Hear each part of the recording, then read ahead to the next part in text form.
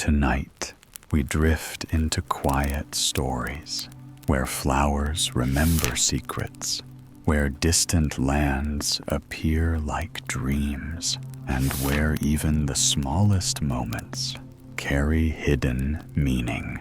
These tales are soft, but sometimes a little sad, like memories that fade slowly with time. You don't need to understand everything. You don't need to follow every word.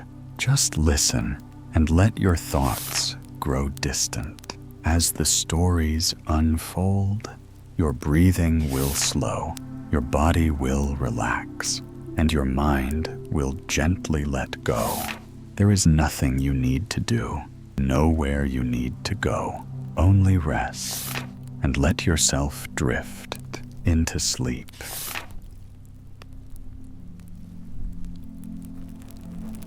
The Galoshes of Fortune. A beginning. In a house in Copenhagen, not far from the King's New Market, a very large party had assembled the host and his family, expecting no doubt to receive invitations in return. One half of the company were already seated at the card tables.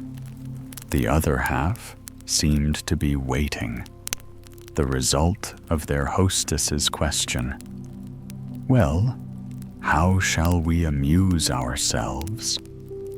Conversation followed, which, after a while, began to prove very entertaining. Among other subjects, it turned upon the events of the Middle Ages, which some persons maintained were more full of interest than our own times.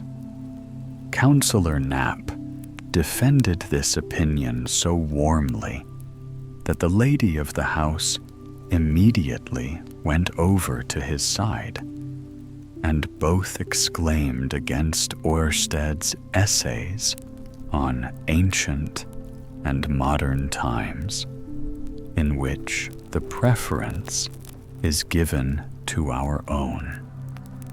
The councillor considered the times of the Danish king Hans as the noblest and happiest. The conversation on this topic was only interrupted for a moment by the arrival of a newspaper, which did not, however, contain much worth reading, and while it is still going on, we will pay a visit to the anteroom, in which cloaks, sticks, and galoshes were carefully placed. Here sat two maidens, one young and the other old, as if they had come and were waiting to accompany their mistresses home. But on looking at them more closely, it could easily be seen that they were no common servants. Their shapes were too graceful, their complexions too delicate, and the cut of their dresses much too elegant. They were two fairies. The younger was not Fortune herself, but the chambermaid of one of Fortune's attendants, who carries about her more trifling gifts. The elder one, who was named Care, looked rather gloomy. She always goes about to perform her own business in person, for then she knows it is properly done.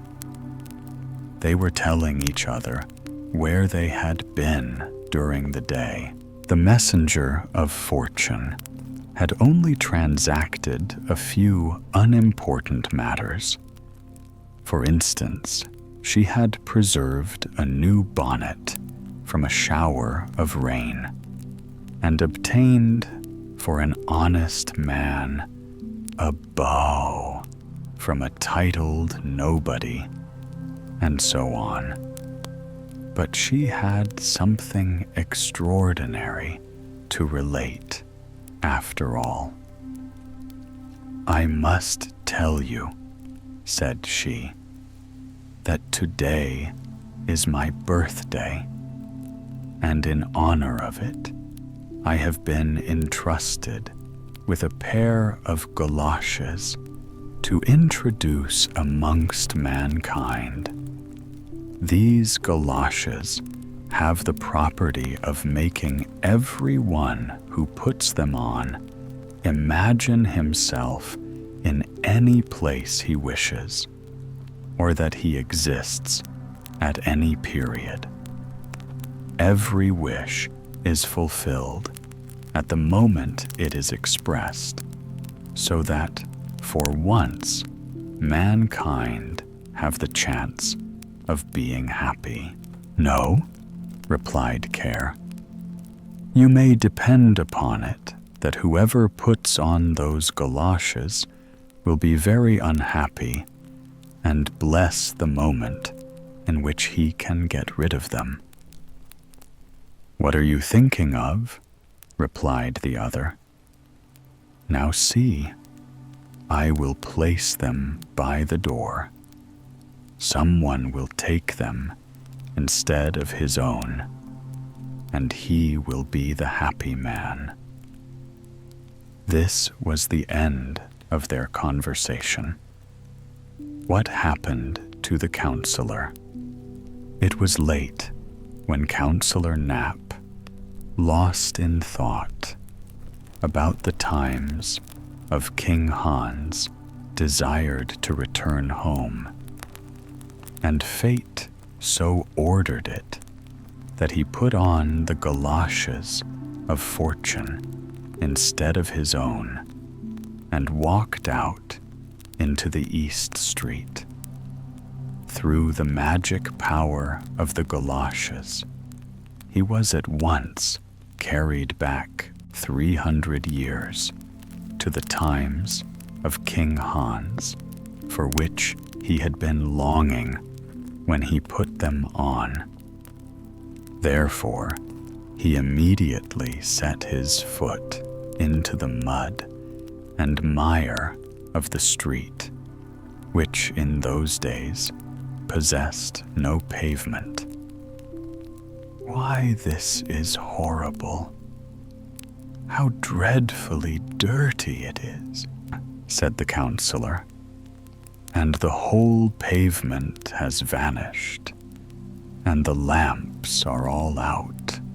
The moon had not yet risen high enough to penetrate the thick, foggy air, and all the objects around him were confused together in the darkness.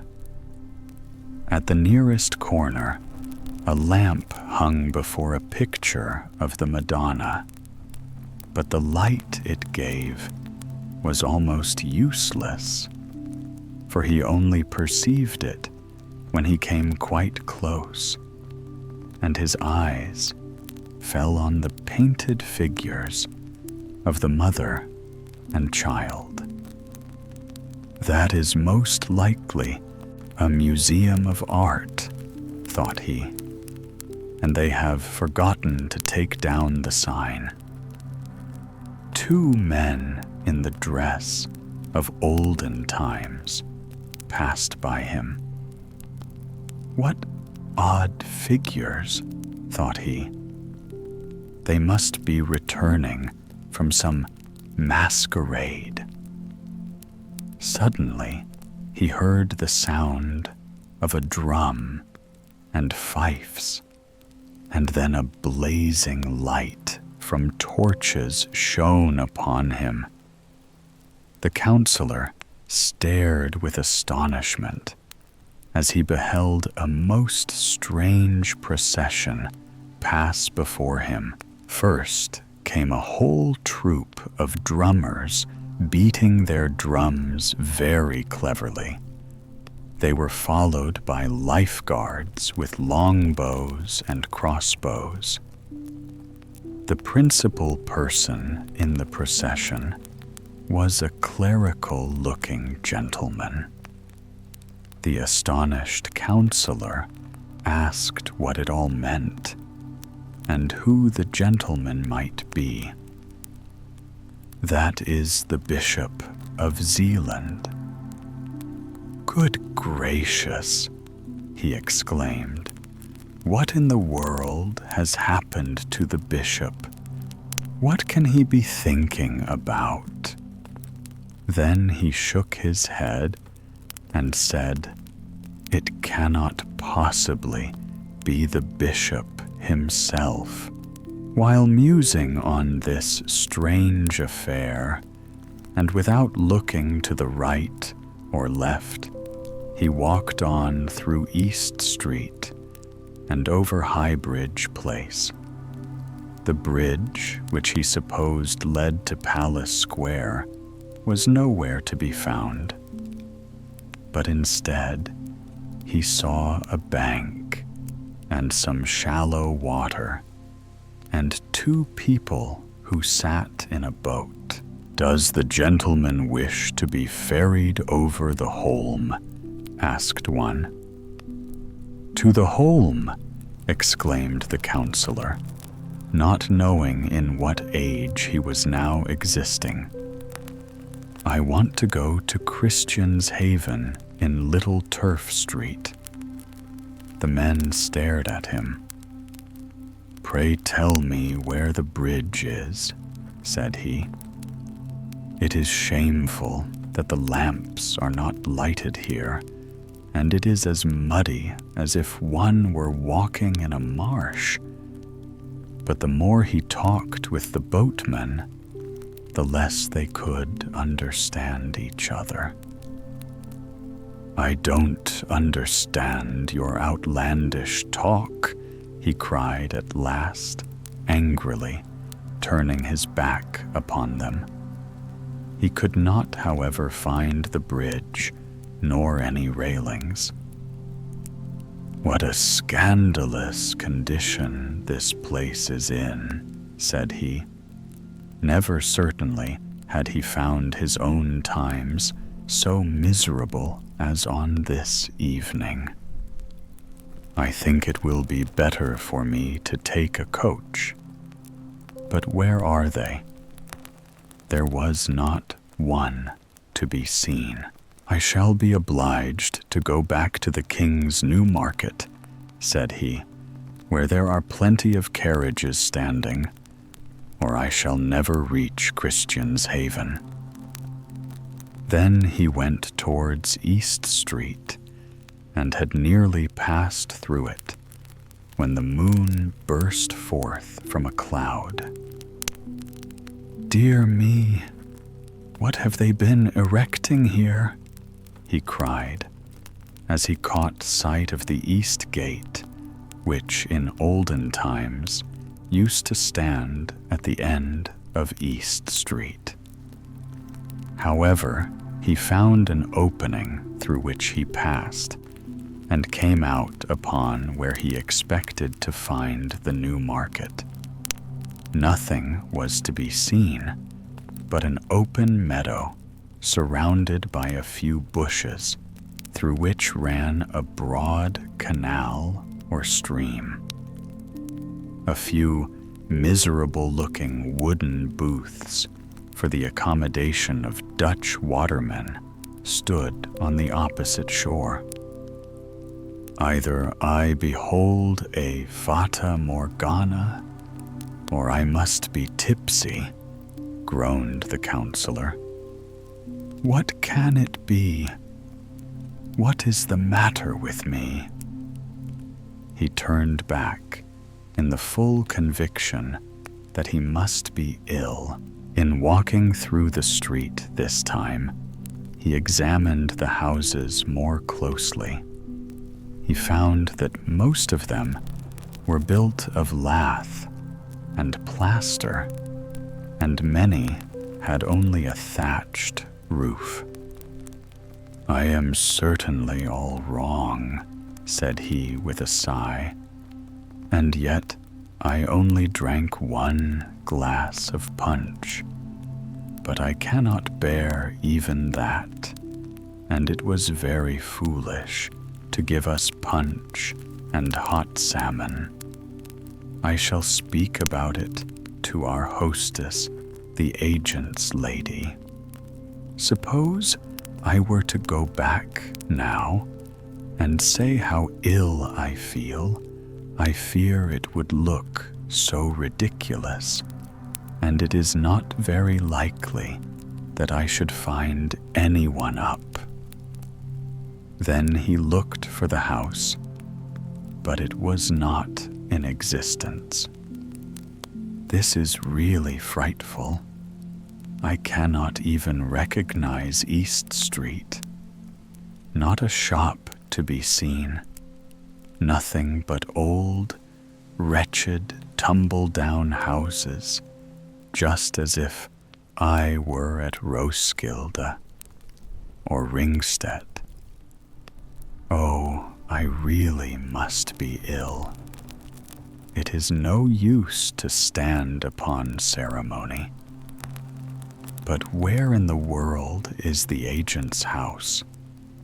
There is a house, but it is not his, and people still up in it, I can hear. Oh dear, I certainly am very queer. As he reached the half-open door, he saw a light and went in. It was a tavern of the olden times and seemed a kind of beer shop. The room had the appearance of a Dutch interior. A number of people consisting of seamen, Copenhagen citizens, and a few scholars sat in deep conversation over their mugs and took very little notice of the newcomer. "Pardon me," said the counselor, addressing the landlady. "I do not feel quite well, and I should be much obliged if you will send for a fly to take me to Christian's Haven." The woman stared at him and shook her head. Then she spoke to him in German. The counselor supposed from this that she did not understand Danish. He therefore repeated his request in German. This, as well as his singular dress, convinced the woman that he was a foreigner. She soon understood, however, that he did not find himself quite well, and therefore brought him a mug of water. It had something of the taste of sea-water, certainly, although it had been drawn from the well outside. Then the counselor leaned his head on his hand, drew a deep breath, and pondered over all the strange things that had happened to him. "Is that today's number of the day?" he asked quite mechanically as he saw the woman putting by a large piece of paper. She did not understand what he meant, but she handed him the sheet. It was a woodcut representing a meteor which had appeared in the town of Cologne. "That is very old," said the counselor, becoming quite cheerful at the sight of this antique drawing. "Where did you get this singular sheet? It is very interesting, although the whole affair is a fable. Meteors are easily explained in these days. They are northern lights which are often seen and are no doubt caused by electricity. Chemisu. Those who sat near him and heard what he said looked at him in great astonishment, and one of them rose, took off his hat respectfully, and said in a very serious manner, "You must certainly be a very learned man, monsieur." "Oh no," replied the counselor. "I can only discourse on topics which everyone should understand. Modestia is a beautiful virtue," said the man. "Moreover, I must add to your speech mihi secus videtur. Yet in this case, I would suspend my judicium. May I ask to whom I have the pleasure of speaking?" "I am a bachelor of divinity," said the man. This answer satisfied the counselor.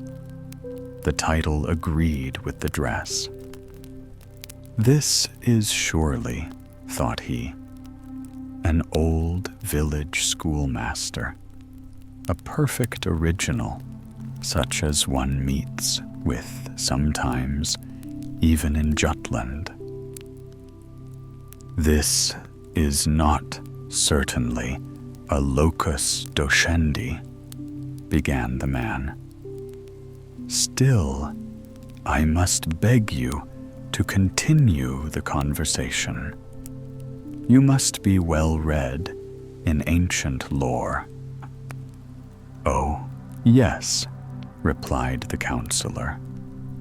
"I am very fond of reading useful old books and modern ones as well, with the exception of everyday stories, of which we really have more than enough." "Everyday stories?" asked the bachelor. "Yes, I mean the new novels that we have at the present day." "Oh," replied the man with a smile, "and yet they are very witty and are much read at court. The king likes especially the romance of Messrs. Iffen and Gaudian, which describes King Arthur and his knights of the Round Table. He has joked about it with the gentlemen of his court."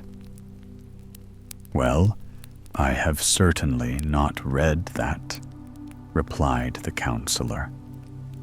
"I suppose it is quite new and published by Heiberg." "No," answered the man. "It is not by Heiberg. Godfred von Gaiman brought it out." "Oh, is he the publisher? That is a very old name," said the counselor. "Was it not the name of the first publisher in Denmark?" "Yes, and he is our first printer and publisher now," replied the scholar. So far, all had passed off very well. But now, one of the citizens began to speak of a terrible pestilence which had been raging a few years before, meaning the plague of 1484. The counselor thought he referred to the cholera, and they could discuss this without finding out the mistake. The war in 1490 was spoken of as quite recent. The English pirates had taken some ships in the Channel in 1801. and the counselor, supposing they referred to these, agreed with them in finding fault with the English. The rest of the talk, however, was not so agreeable. Every moment one contradicted the other. The good bachelor appeared very ignorant, for the simplest remark of the counselor seemed to him either too bold or too fantastic. They stared at each other, and when it became worse, the bachelor spoke in Latin in the hope of being better understood. But it was all useless. "How are you now?" asked the landlady, pulling the counselor's sleeve. Then his recollection returned to him. In the course of conversation, he had forgotten all that had happened previously. "Goodness me, where am I?" said he. It bewildered him as he thought of it. "We will have some claret or mead, Bremen beer," said one of the guests. "Will you drink with us?" 2 maids came in. One of them had a cap on her head of 2 colors. They poured out the wine, bowed their heads, and withdrew. The counselor felt a cold shiver run all over him. "What is this? What does it mean?" said he. But he was obliged to drink with them, for they overpowered the good man with their politeness. He became at last desperate, and when one of them said he was tipsy, he did not doubt the man's word in the least, only begged them to get a droshky, and then they thought he was speaking the Muscovite language. Never before had he been in such rough and vulgar company. One might believe that the country was going back to heathenism, he observed. "This is the most terrible moment of my life." Just then, it came into his mind that he would stoop under the table and so creep to the door. He tried it, but before he reached the entry, the rest discovered what he was about and seized him by the feet, when luckily for him, off came the goloshes, and with them vanished the whole enchantment. The counselor now saw quite plainly a lamp and a large building behind it. Everything looked familiar and beautiful. He was in East Street, as it now appears. He lay with his legs turned towards a porch, and just by him sat the watchman asleep. "Is it possible that I have been lying here in the street dreaming?" said he. "Yes, this is East Street. How beautifully bright and baillet it looks. It is quite shocking that 1 glass of punch should have upset me like this." 2 minutes afterwards, he sat in a droshky, which was to drive him to Christian's Haven. He thought of all the terror and anxiety which he had undergone, and felt thankful from his heart for the reality and comfort of modern times, which with all their errors were far better than those in which he so lately found himself. The Watchman's Adventures. Well, I declare there lies a pair of goloshes, said the watchman. No doubt they belong to the lieutenant who lives upstairs. They are lying just by his door. Gladly would the honest man have rung and given them in, for a light was still burning, but he did not wish to disturb the other people in the house, so he let them lie. These things must keep the feet very warm, said he. They are of such nice, soft leather. Then he tried them on, and they fitted his feet exactly.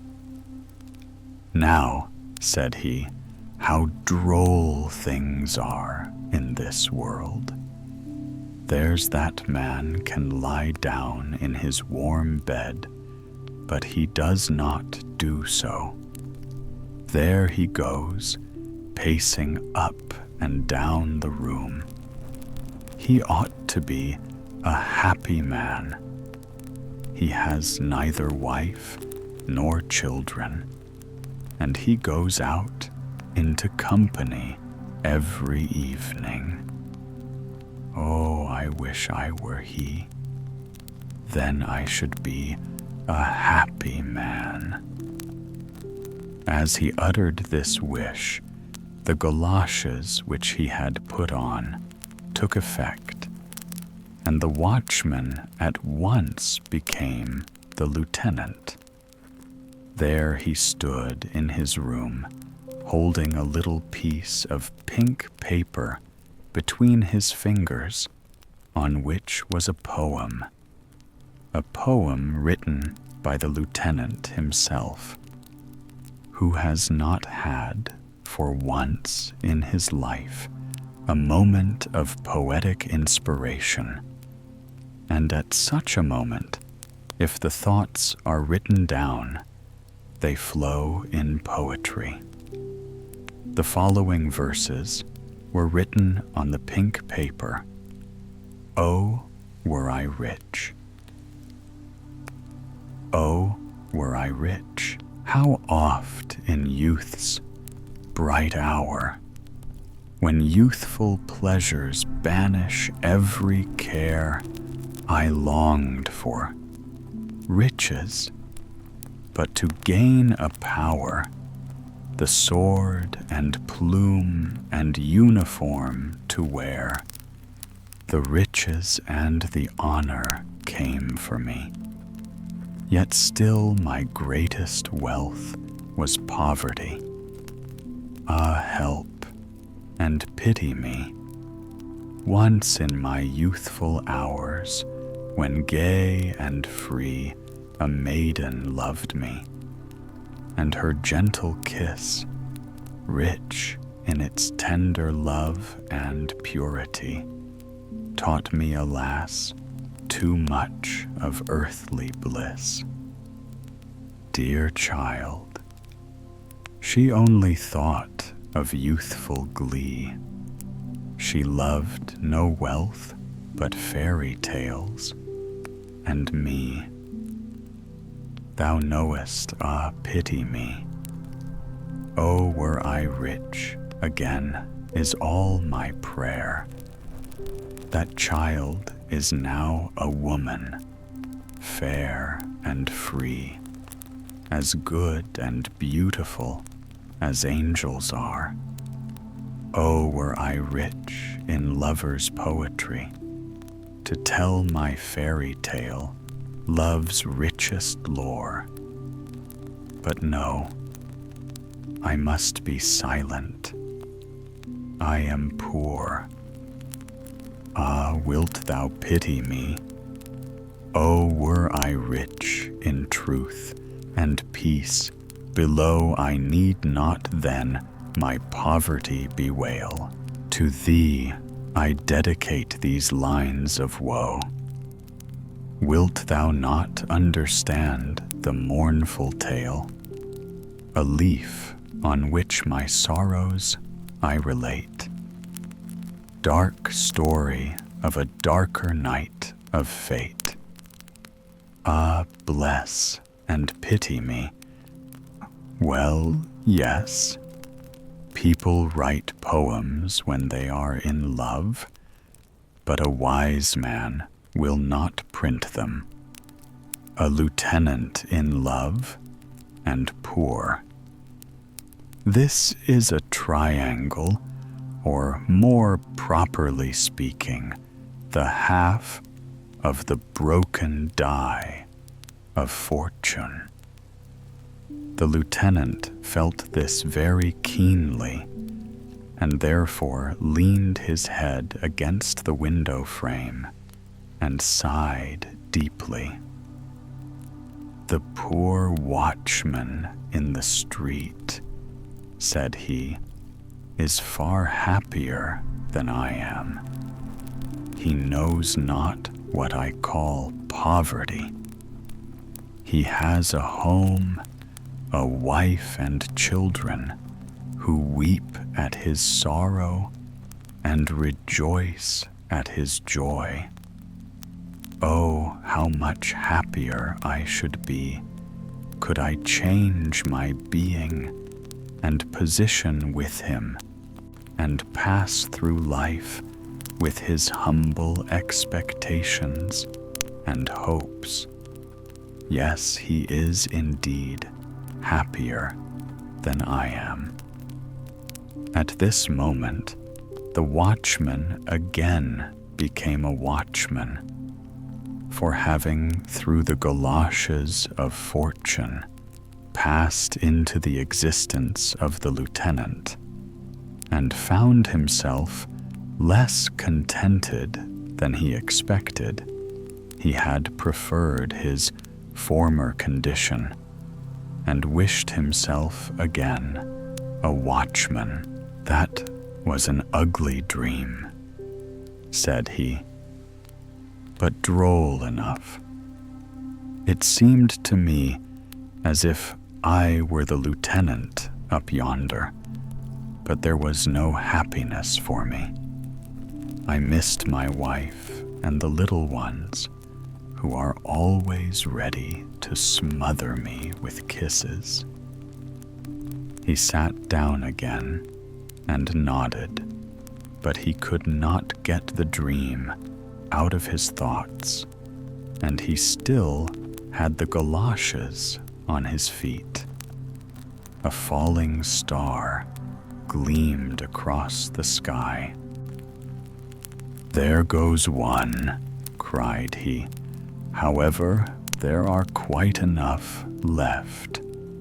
I should very much like to examine these a little nearer, especially the moon, for that could not slip away under one's hands.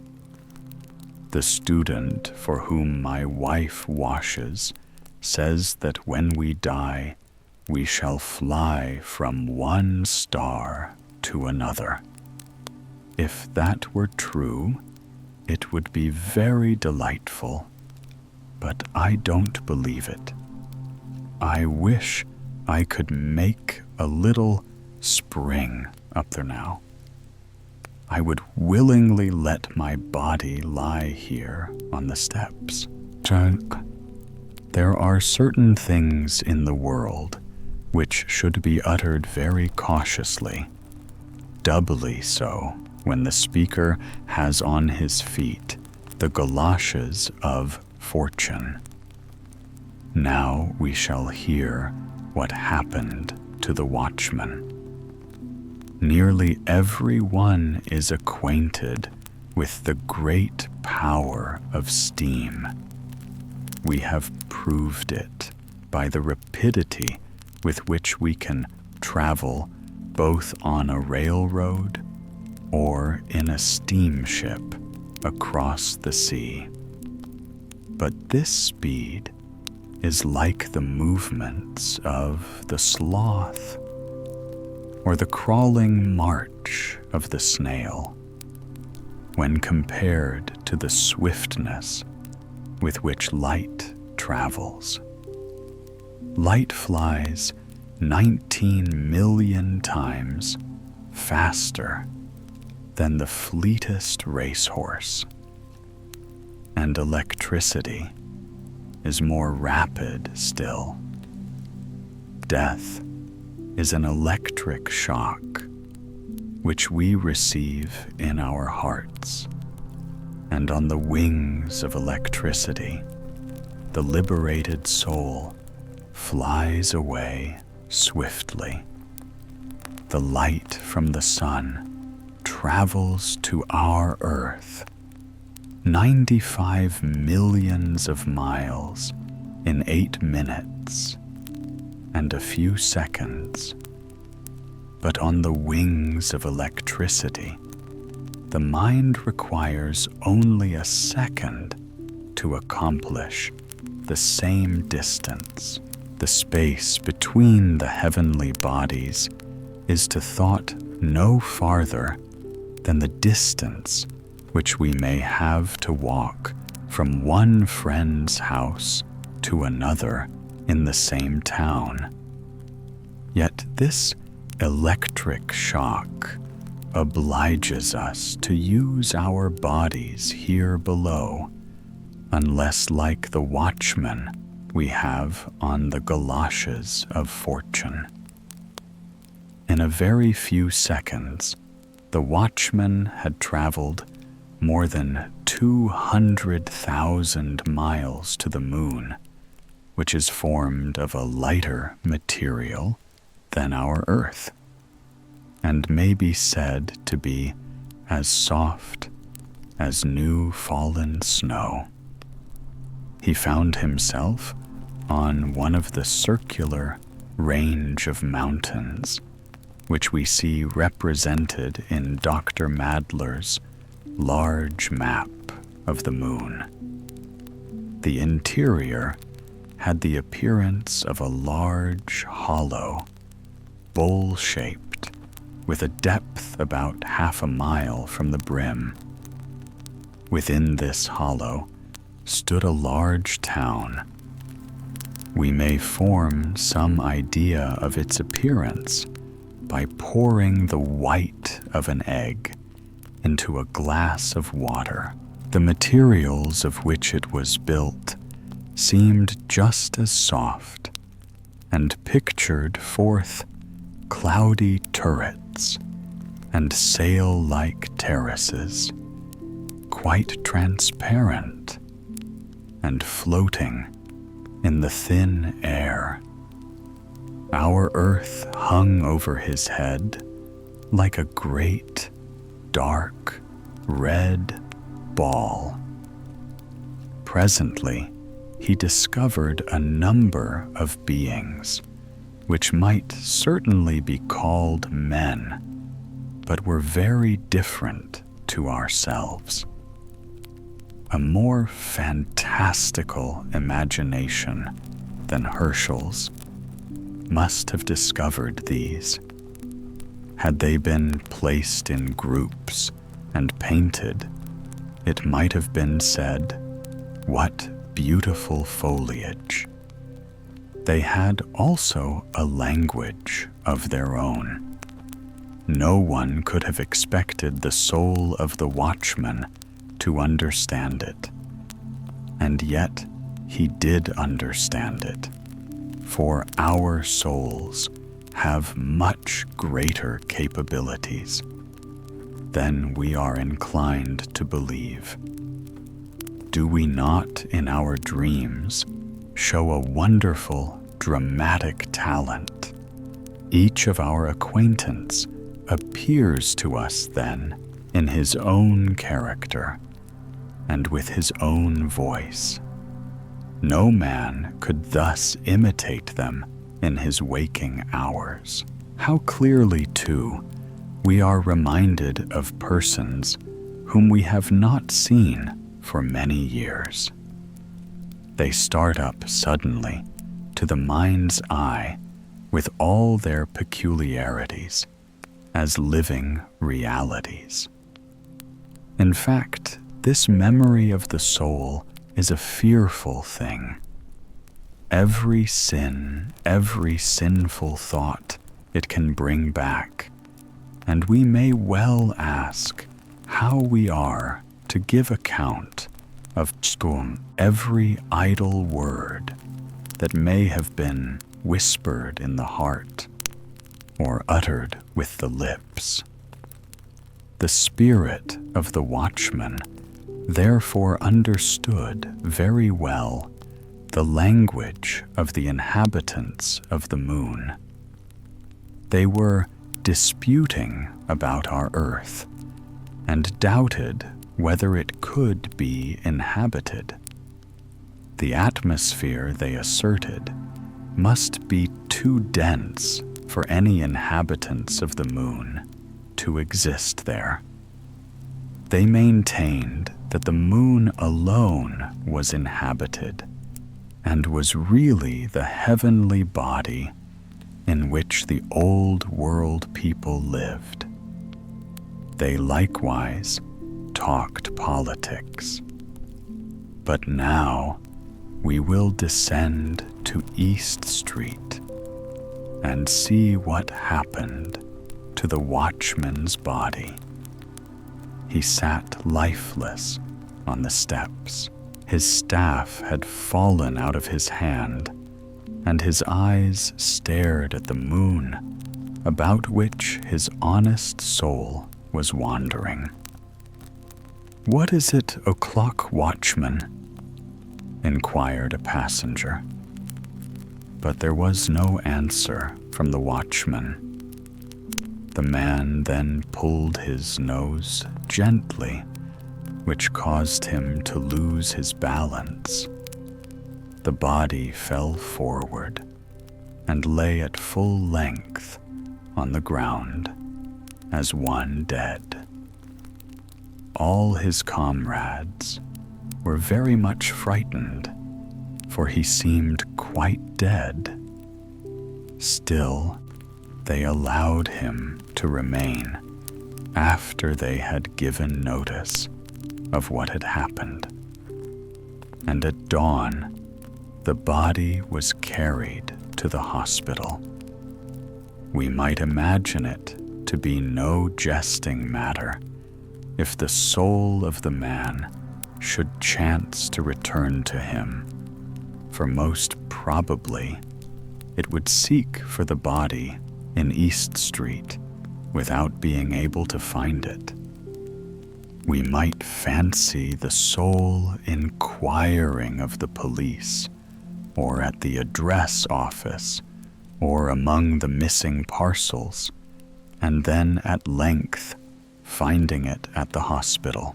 But we may comfort ourselves by the certainty that the soul, when acting upon its own impulses, is wiser than we are. It is the body that makes it stupid. As we have said, the watchman's body had been taken to the hospital, and here it was placed in a room to be washed. Naturally, the first thing done here was to take off the goloshes, upon which the soul was instantly obliged to return, and it took the direct road to the body at once, and in a few seconds the man's life returned to him. He declared when he quite recovered himself that this had been the most dreadful night he had ever passed. Not for £100 would he go through such feelings again. However, it was all over now. The same day, he was allowed to leave. But the Galoshes remained at the hospital. The eventful moment. A most unusual journey. Every inhabitant of Copenhagen knows what the entrance to Frederick's hospital is like. But as most probably, a few of those who read this little tale may not reside in Copenhagen. We will give a short description of it.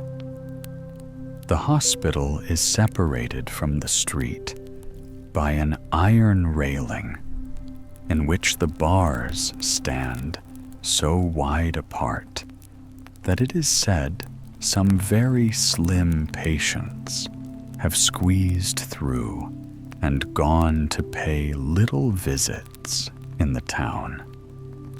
The most difficult part of the body to get through was the head, and in this case, as it often happens in the world, the small heads were the most fortunate. This will serve as sufficient introduction to our tale. One of the young volunteers, of whom physically speaking, it might be said that he had a great head, was on guard that evening at the hospital. The rain was pouring down, yet in spite of these two obstacles, he wanted to go out just for a quarter of an hour. It was not worthwhile, he thought, to make a confidant of the porter, as he could easily slip through the iron railings. There lay the goloshes, which the watchman had forgotten. It never occurred to him that these could be goloshes of fortune. They would be very serviceable to him in this rainy weather. So he drew them on. Now came the question whether he could squeeze through the palings. He certainly had never tried, so he stood looking at them. I wish to goodness my head was through, said he, and instantly, though it was so thick and large, it slipped through quite easily.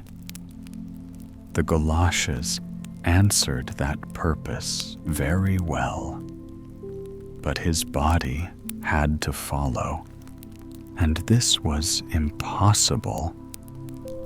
I am too fat, he said.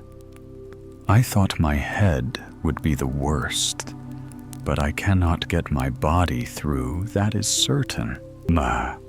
Then he tried to pull his head back again, but without success. He could move his neck about easily enough, and that was all. His first feeling was one of anger, and then his spirits sank below zero. The galoshes of fortune had placed him in this terrible position, and unfortunately, it never occurred to him to wish himself free. No, instead of wishing, he kept twisting about, yet did not stir from the spot. The rain poured, and not a creature could be seen in the street. The porter's bell he was unable to reach, and however was he to get loose? He foresaw that he should have to stay there till morning, and then they must send for a smith to file away the iron bars, and that would be a work of time. All the charity children would just be going to school, and all the sailors who inhabited that quarter of the town would be there to see him standing in the pillory. What a crowd there would be. "Ha ha!" he cried. "The blood is rushing to my head, and I shall go mad. I believe I am crazy already. Oh, I wish I were free. Then all these sensations would pass off." This is just what he ought to have said at first. The moment he had expressed the thought, his head was free. He started back quite bewildered with the fright which the goloshes of fortune had caused him. But we must not suppose it was all over. No, indeed, there was worse to come yet. The night passed, and the whole of the following day, but no one sent for the goloshes. In the evening, a declamatory performance was to take place at the amateur theater in a distant street. The house was crowded. Among the audience was the young volunteer from the hospital, who seemed to have quite forgotten his adventures of the previous evening. He had on the goloshes. They had not been sent for, and as the streets were still very dirty, they were of great service to him. A new poem entitled "My Aunt's Spectacles" was being recited. It described these spectacles as possessing a wonderful power. If anyone put them on in a large assembly, the people appeared like cards, and the future events of ensuing years could be easily foretold by them. The idea struck him that he should very much like to have such a pair of spectacles, for if used rightly, they would perhaps enable him to see into the hearts of people, which he thought would be more interesting than to know what was going to happen next year. For future events would be sure to show themselves, but the hearts of people never. I can fancy what I should see in the whole row of ladies and gentlemen on the first seat, if I could only look into their hearts. That lady, I imagine, keeps a store for things of all descriptions. How my eyes would wander about in that collection. With many ladies, I should no doubt find a large millinery establishment. There is another that is perhaps empty and would be all the better for cleaning out. There may be some well stored with good articles. Ah, yes, he sighed. I know one in which everything is solid, but a servant is there already, and that is the only thing against it. I dare say, from many, I should hear the words, "Please to walk in." I only wish I could slip into the hearts like a little tiny thought. This was the word of command for the goloshes. The volunteer shrunk up together and commenced a most unusual journey through the hearts of the spectators in the first row. The first heart he entered was that of a lady, but he thought he must have got into one of the rooms of an orthopedic institution where plaster casts of deformed limbs were hanging on the walls, with this difference that the casts in the institution are formed when the patient enters, but here they were formed and preserved after the good people had left. These were casts of the bodily and mental deformities of the lady's female friends, carefully preserved. Quickly, he passed into another heart, which had the appearance of a spacious holy church, with the white dove of innocence fluttering over the altar. Gladly would he have fallen on his knees in such a sacred place, but he was carried on to another heart, still, however, listening to the tones of the organ, and feeling himself that he had become another and a better man. The next heart was also a sanctuary, which he felt almost unworthy to enter.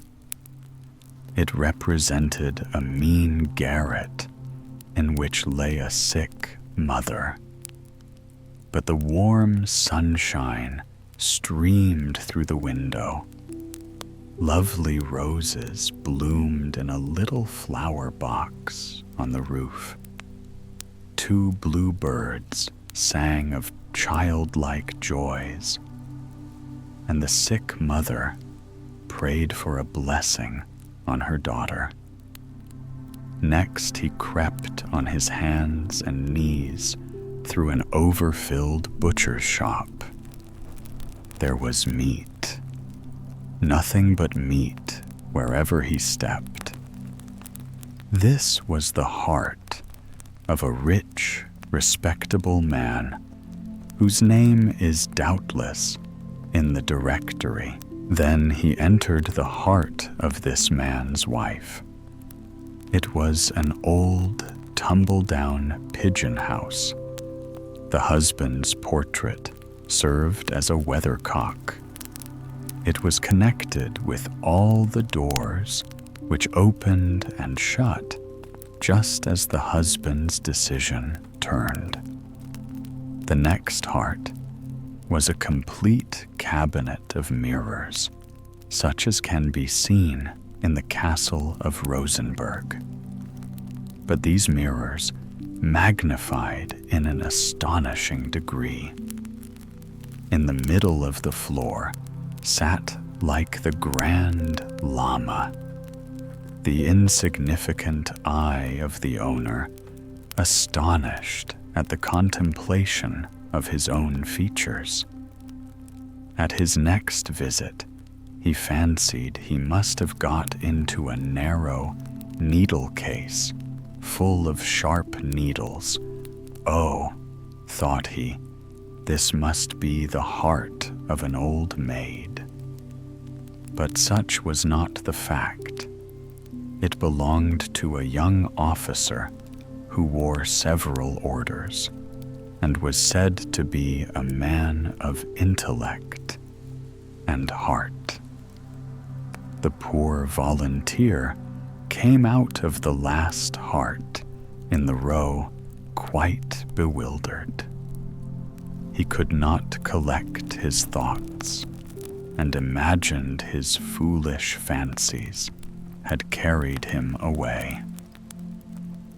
Good gracious, he sighed. I must have a tendency to softening of the brain, and here it is so exceedingly hot that the blood is rushing to my head. And then, suddenly, recurred to him the strange event of the evening before, when his head had been fixed between the iron railings in front of the hospital. "That is the cause of it all," he exclaimed. "I must do something in time. A Russian bath would be a very good thing to begin with. I wish I were lying on one of the highest shelves." Sure enough, there he lay on an upper shelf of a vapor bath, still in his evening costume, with his boots and goloshes on, and the hot drops from the ceiling falling on his face. "Ho!" he cried, jumping down and rushing towards the plunging bath. The attendant stopped him with a loud cry when he saw a man with all his clothes on. The volunteer had, however, presence of mind enough to whisper, "It is for a wager." But the first thing he did when he reached his own room was to put a large blister on his neck and another on his back, that his crazy fit might be cured. The next morning, his back was very sore, which was all he gained by the galoshes of fortune. The clerk's transformation, the watchman, whom we of course have not forgotten, thought, after a while, of the galoshes which he had found and taken to the hospital. So he went and fetched them. But neither the lieutenant nor anyone in the street could recognize them as their own, so he gave them up to the police. "They look exactly like my own goloshes," said one of the clerks, examining the unknown articles as they stood by the side of his own. "It would require even more than the eye of a shoemaker to know one pair from the other." "Master Clerk," said a servant who entered with some papers. The clerk turned and spoke to the man, but when he had done with him, he turned to look at the galoshes again, and now he was in greater doubt than ever as to whether the pair on the right or on the left belonged to him. "Those that are wet must be mine," thought he. But he thought wrong. It was just the reverse. The galoshes of fortune were the wet pair.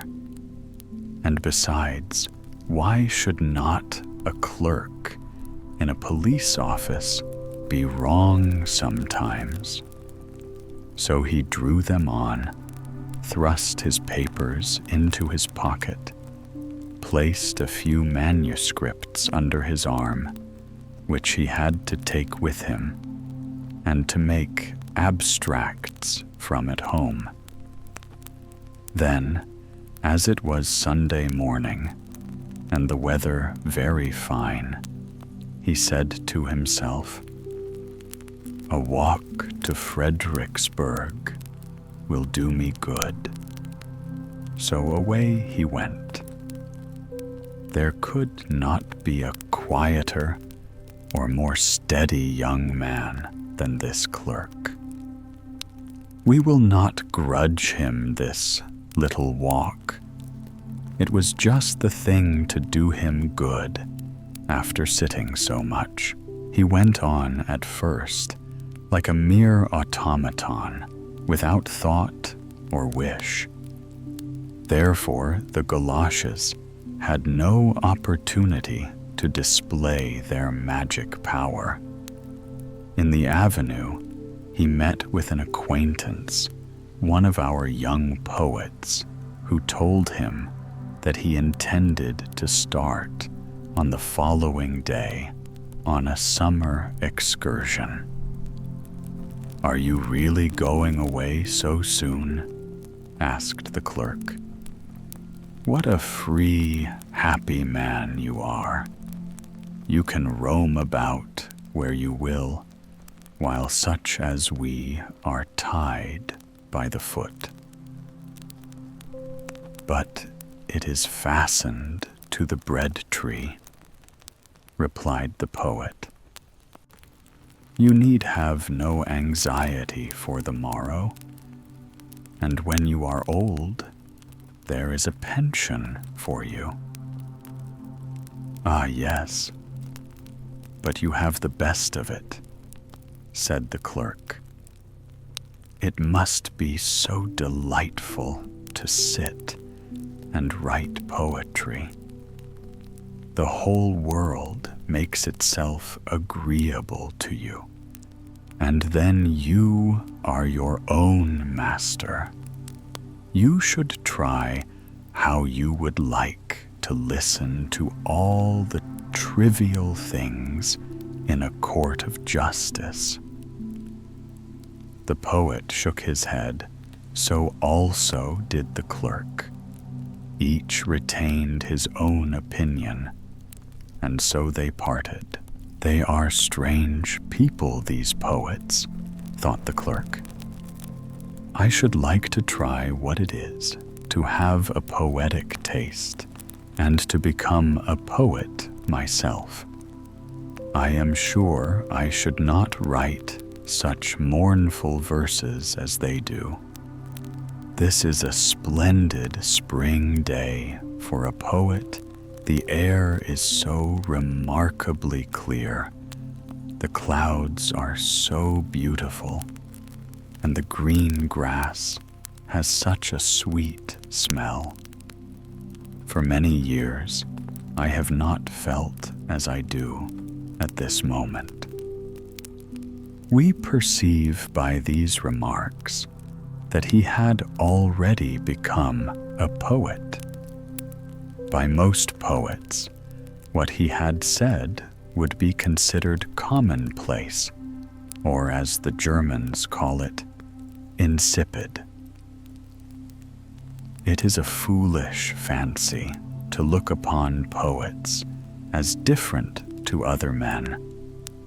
There are many who are more the poets of nature than those who are professed poets.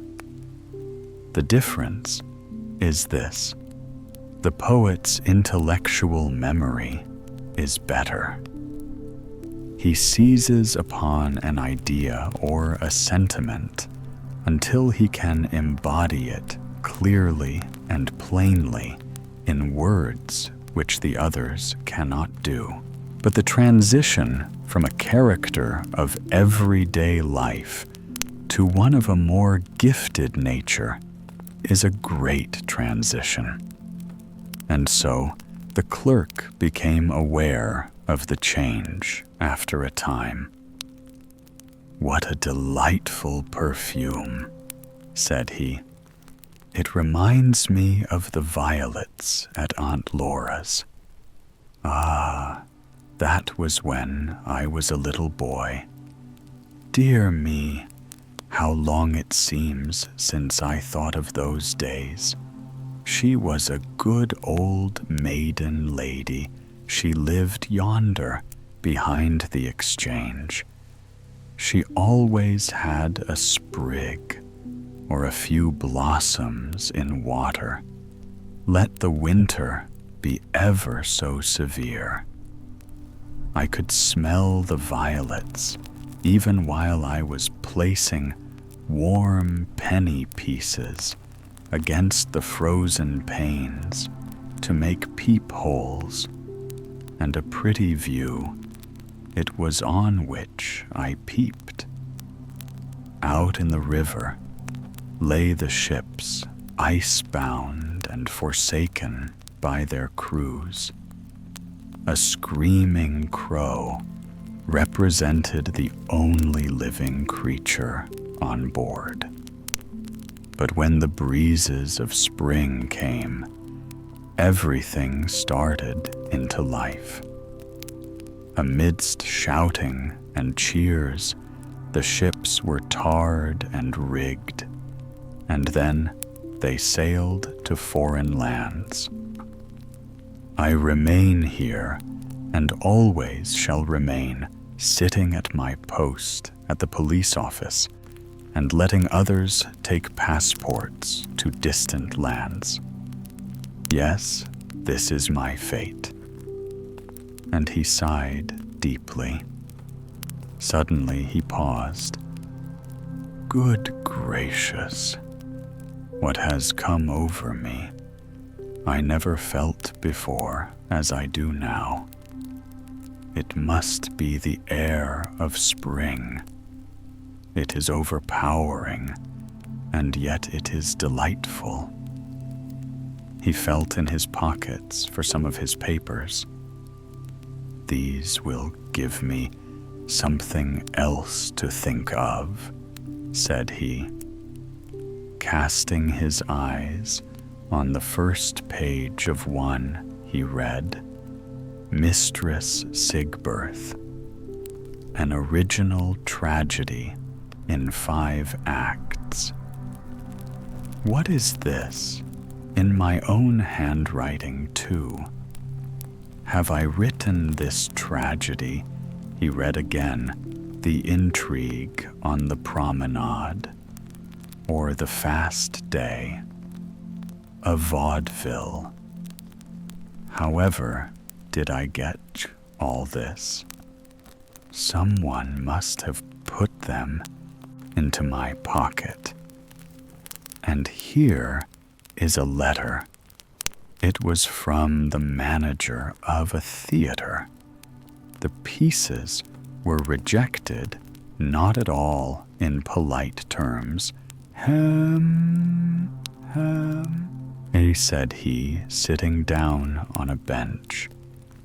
His thoughts were very elastic, and his heart softened strangely. Involuntarily, he seized one of the nearest flowers. It was a little simple daisy. All that botanists can say in many lectures was explained in a moment by this little flower. It spoke of the glory of its birth.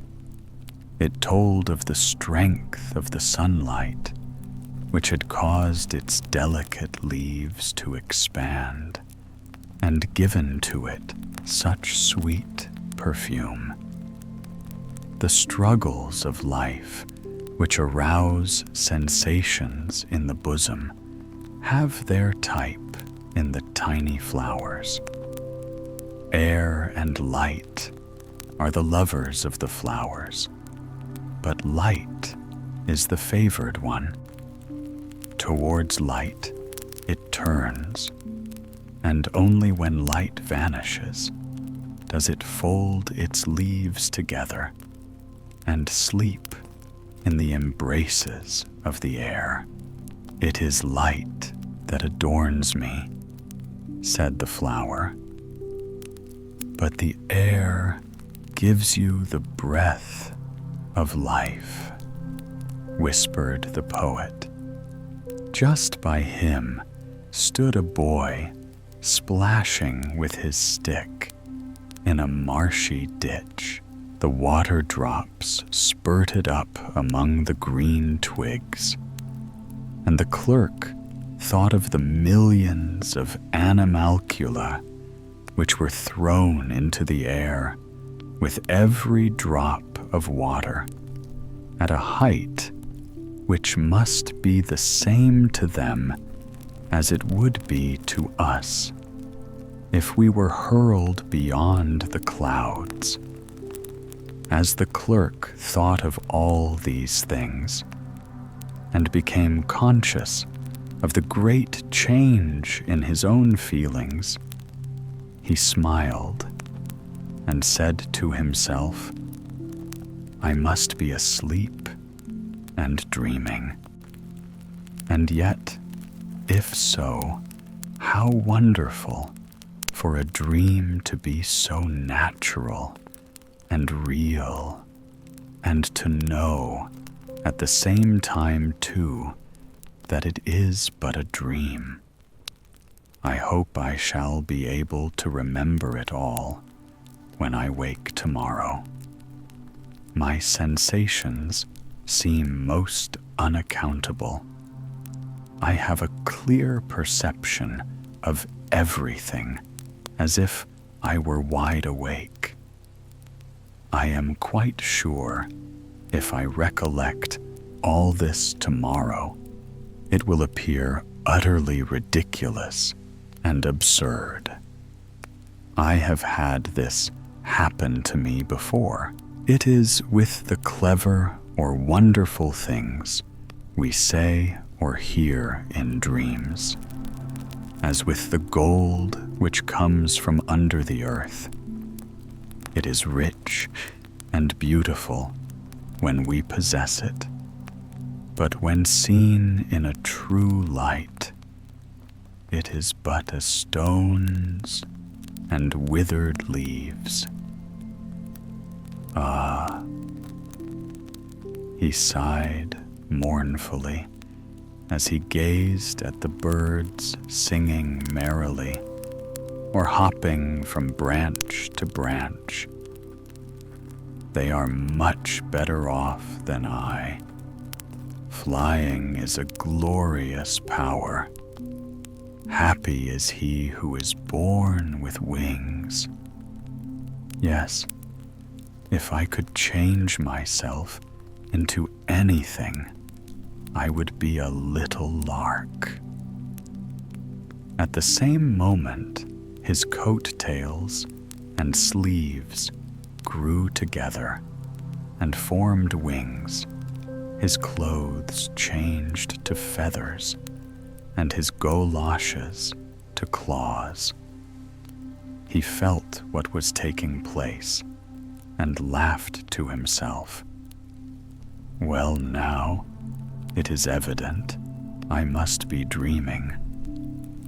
But I never had such a wild dream as this." And then he flew up into the green boughs and sang. But there was no poetry in the song, for his poetic nature had left him.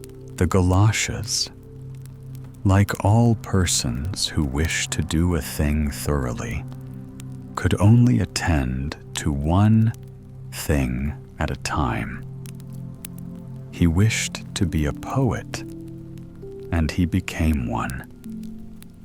Then he wanted to be a little bird, and in this change, he lost the characteristics of the former one.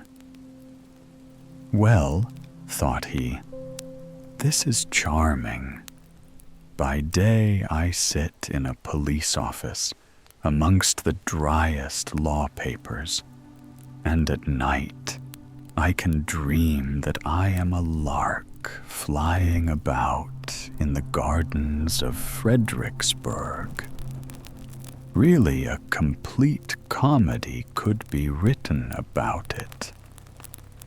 Then he flew down into the grass, turned his head about in every direction, and tapped his beak on the bending blades of grass, which in proportion to his size seemed to him as long as the palm leaves in northern Africa. In another moment, all was darkness around him. It seemed as if something immense had been thrown over him. A sailor boy had flung his large cap over the bird, and a hand came underneath and caught the clerk by the backen and wings so roughly that he squeaked, and then cried out in his alarm, "You impudent rascal! I am a clerk in the police office." But it only sounded to the boy like tweet, tweet. So he tapped the bird on the beak and walked away with him. In the avenue, he met two schoolboys who appeared to belong to a better class of society, but whose inferior abilities kept them in the lowest class at school.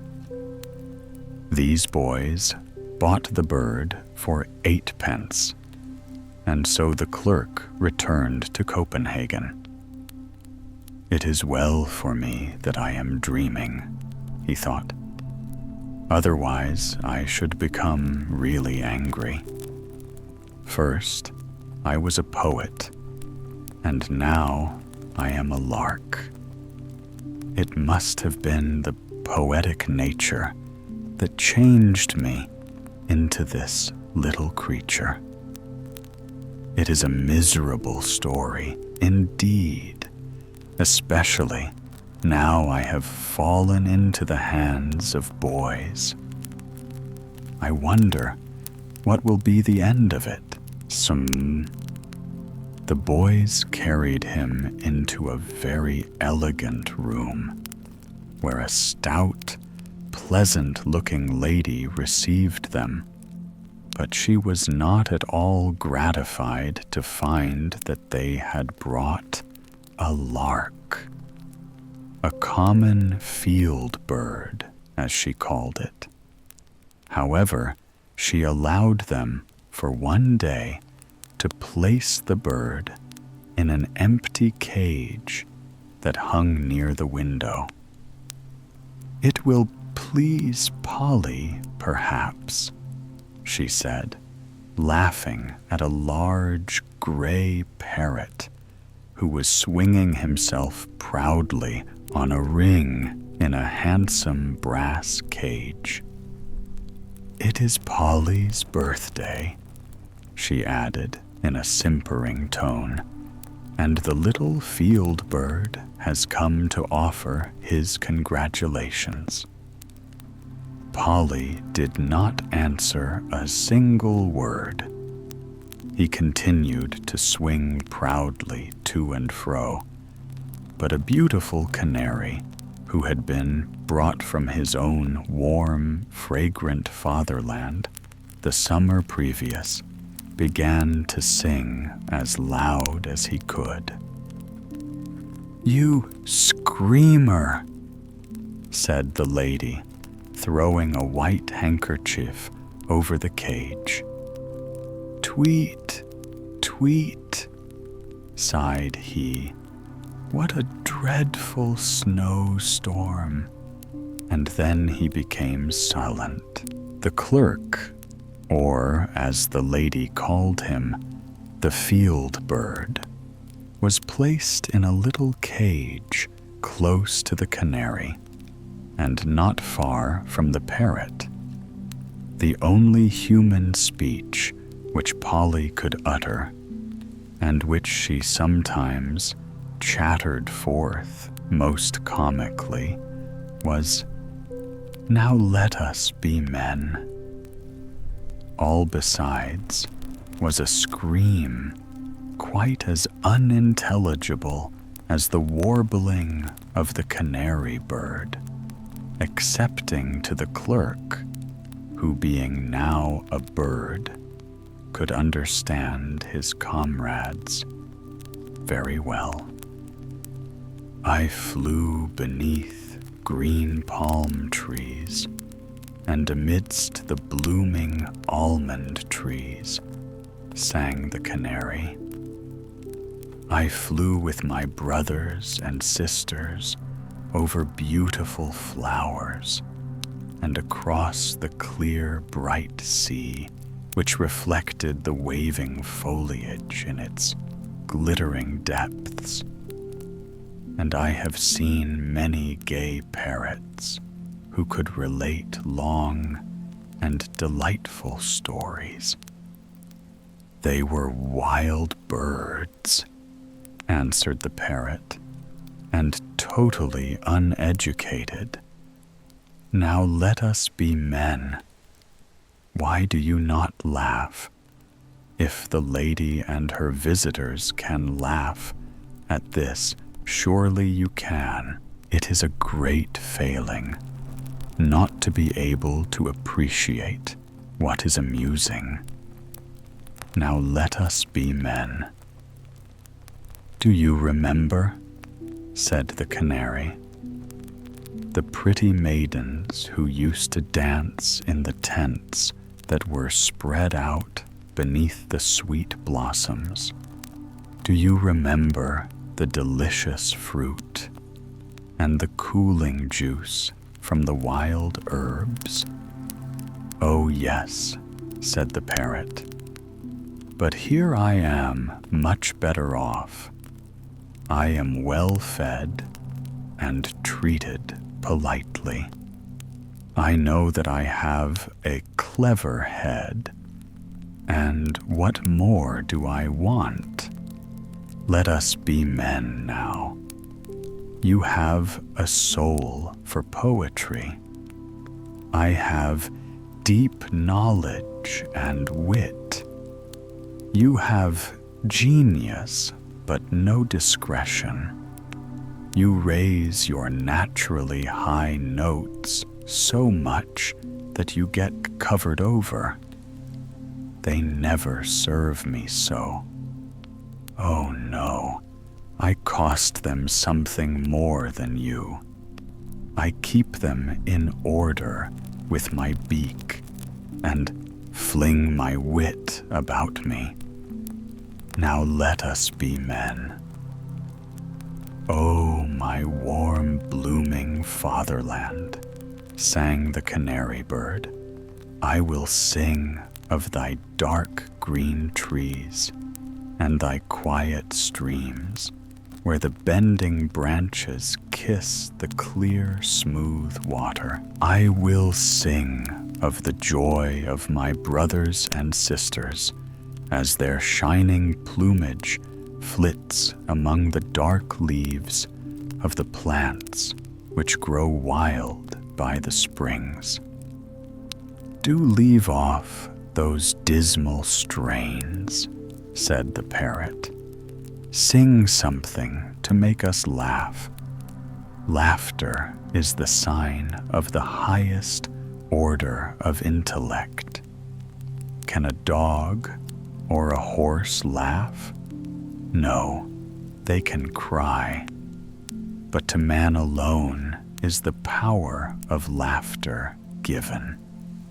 Ha ha ha, laughed Polly, and repeated his witty saying, Now let us be men.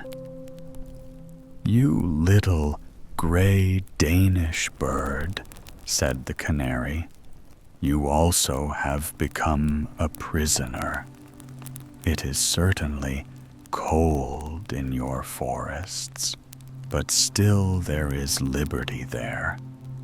Fly out, they have forgotten to close the cage, and the window is open at the top. Fly, fly. Instinctively, the clerk obeyed and left the cage.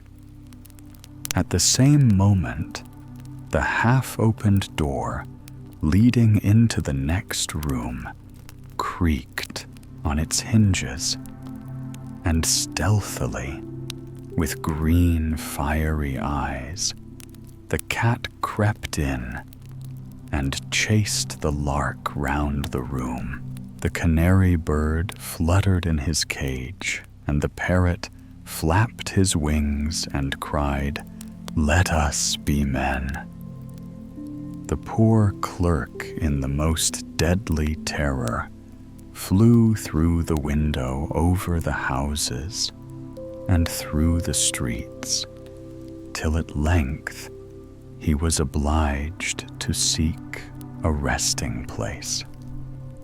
A house opposite to him had a look of home. A window stood open. He flew in and perched upon the table. It was his own room. "Let us be men now," said he, involuntarily imitating the parrot.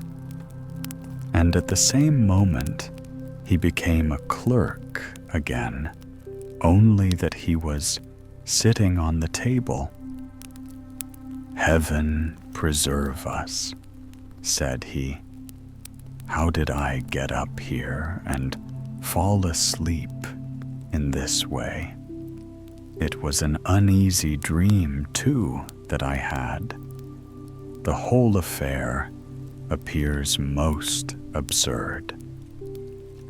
The best thing the Galoshes did early on the following morning, while the clerk was still in bed, his neighbor, a young divinity student who lodged on the same story, knocked at his door and then walked in. "Lend me your goloshes," said he. "It is so wet in the garden, but the sun is shining brightly. I should like to go out there and smoke my pipe." He put on the goloshes and was soon in the garden, which contained only one plum tree and one apple tree. Yet in a town, even a small garden like this is a great advantage.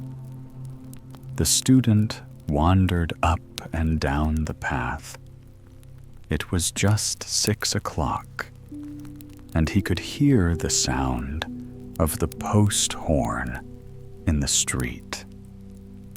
"Oh, to travel, cried he. "There is no greater happiness in the world. It is the height of my ambition. This restless feeling would be stilled if I could take a journey far away from this country. I should like to see beautiful Switzerland, to travel through Italy, and it was well for him that the Galoshes acted immediately. Otherwise, he might have been carried too far for himself as well as for us. In a moment, he found himself in Switzerland, closely packed with 8 others in the diligence. His head ached, his back was stiff, and the blood had ceased to circulate, so that his feet were swelled and pinched by his boots. He wavered in a condition between sleeping and waking. In his right-hand pocket, he had a letter of credit.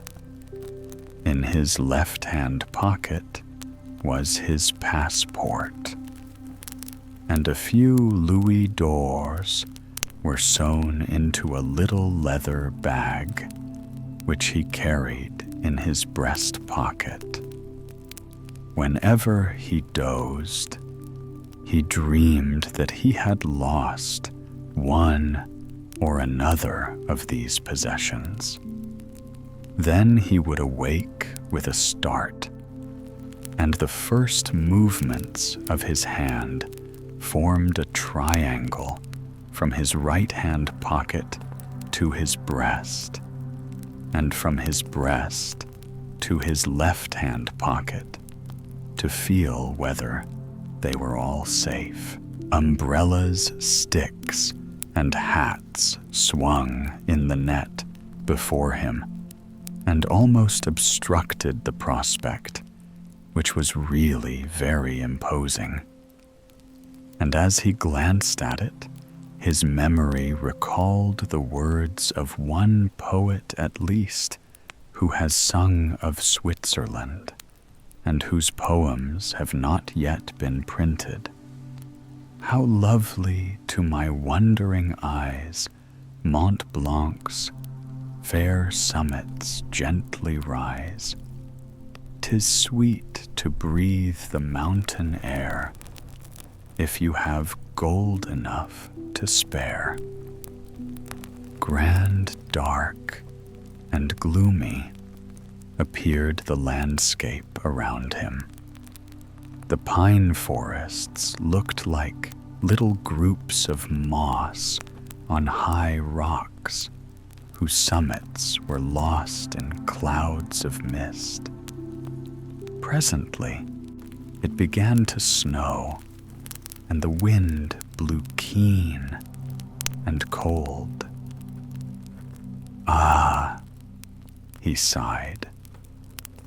If I were only on the other side of the Alps, now it would be summer, and I should be able to get money on my letter of credit. The anxiety I feel on this matter prevents me from enjoying myself in Switzerland. Oh, I wish I was on the other side of the Alps.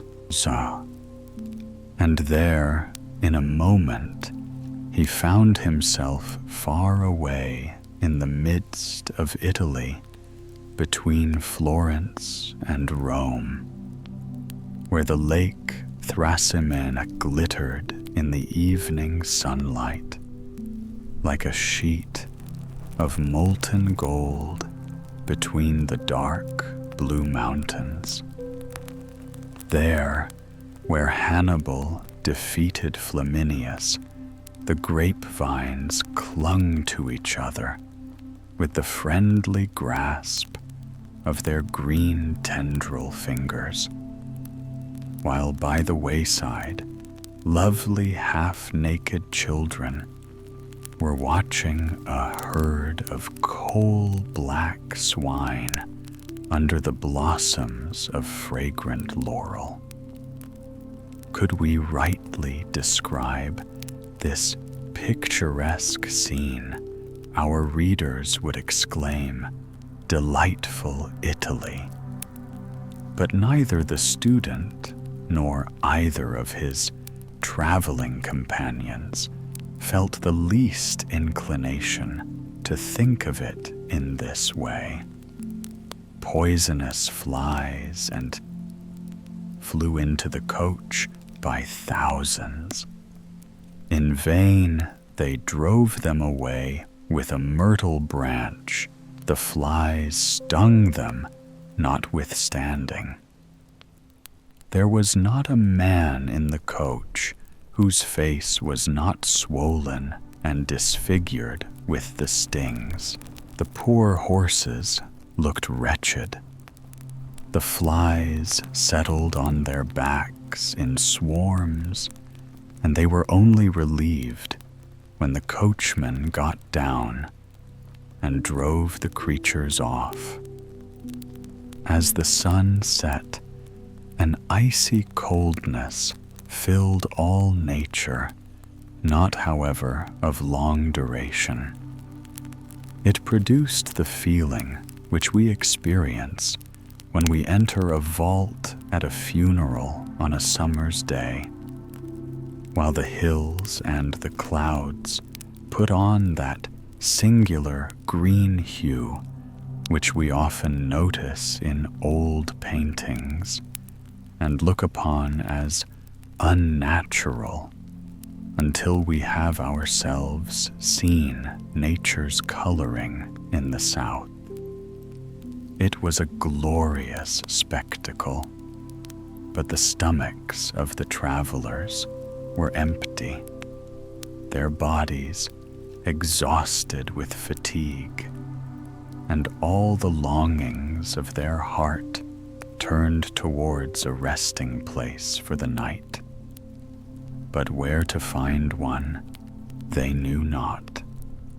All the eyes were too eagerly seeking for this resting place to notice the beauties of nature. The road passed through a grove of olive trees. It reminded the student of the willow trees at home. Here stood a lonely inn, and close by it, a number of crippled beggars had placed themselves.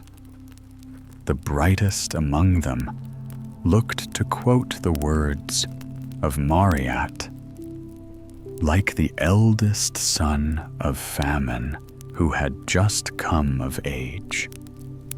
The others were either blind or had withered legs, which obliged them to creep about on their hands and knees, or they had shriveled arms and hands without fingers. It was indeed poverty arrayed in rags. Eccellenza miserabili, they exclaimed, stretching forth their diseased limbs. The hostess received the travelers with bare feet, untidy hair, and a dirty blouse. The doors were fastened together with string. The floors of the rooms were of brick, broken in many places. Bats flew about under the roof. And as to the odor within, "Let us have supper, laid in the stable," said one of the travelers. "Then we shall know what we are breathing." The windows were opened to let in a little fresh air, but quicker than air came in the withered arms and the continual whining sounds, miserabili eccellenza. On the walls were inscriptions, half of them, against La Bella Italia. The supper made its appearance at last. It consisted of watery soup, seasoned with pepper and rancid oil. This last delicacy played a principal part in the salad. Musty eggs and roasted cock's combs were the best dishes on the table. Even the wine had a strange taste. It was certainly a mixture.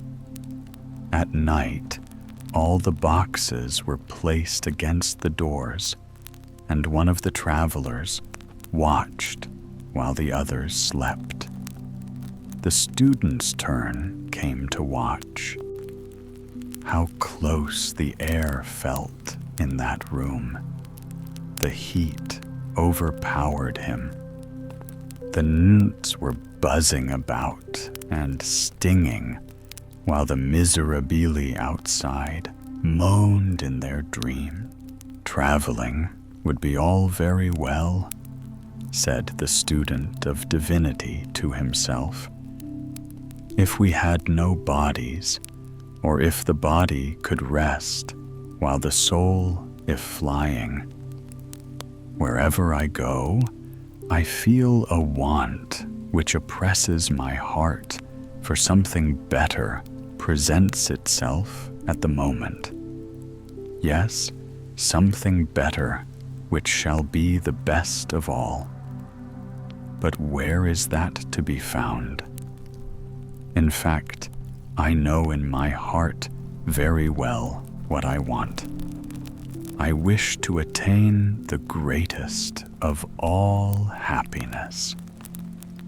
No sooner were the words spoken than he was at home. Long white curtains shaded the windows of his room, and in the middle of the floor stood a black coffin in which he now lay in the still sleep of death. His wish was fulfilled. his body was at rest, and his spirit traveling.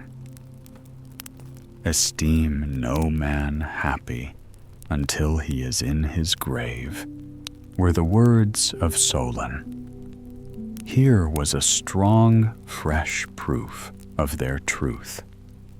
Every corpse is a sphinx of immortality. The sphinx in this sarcophagus might unveil its own mystery in the words which the living had himself written 2 days before. Stern death, thy chilling silence waketh dread. Yet in thy darkest hour there may be light. Earth's garden, reaper from the grave's cold bed, the soul on Jacob's ladder takes her flight. Man's greatest sorrows often are a part of hidden griefs concealed from human eyes, which press far heavier on the lonely heart than now the earth that on his coffin lies. 2 figures were moving about the room. We know them both. One was the fairy named Care, the other the messenger of Fortune. They bent over the dead. Look, said Care, what happiness have your galoshes brought to mankind?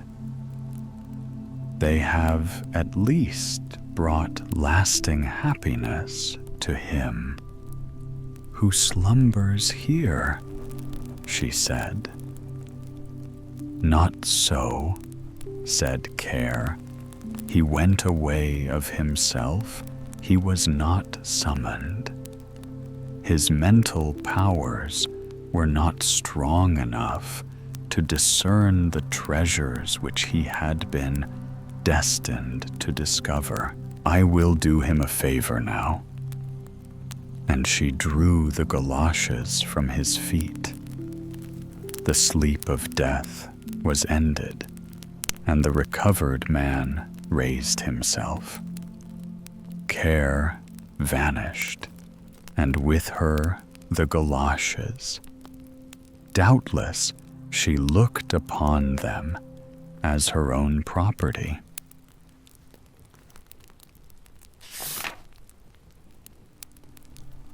The flying trunk. There was once a merchant who was so rich that he could have paved the whole street with gold, and would even then have had enough for a small alley. But he did not do so. He knew the value of money better than to use it in this way.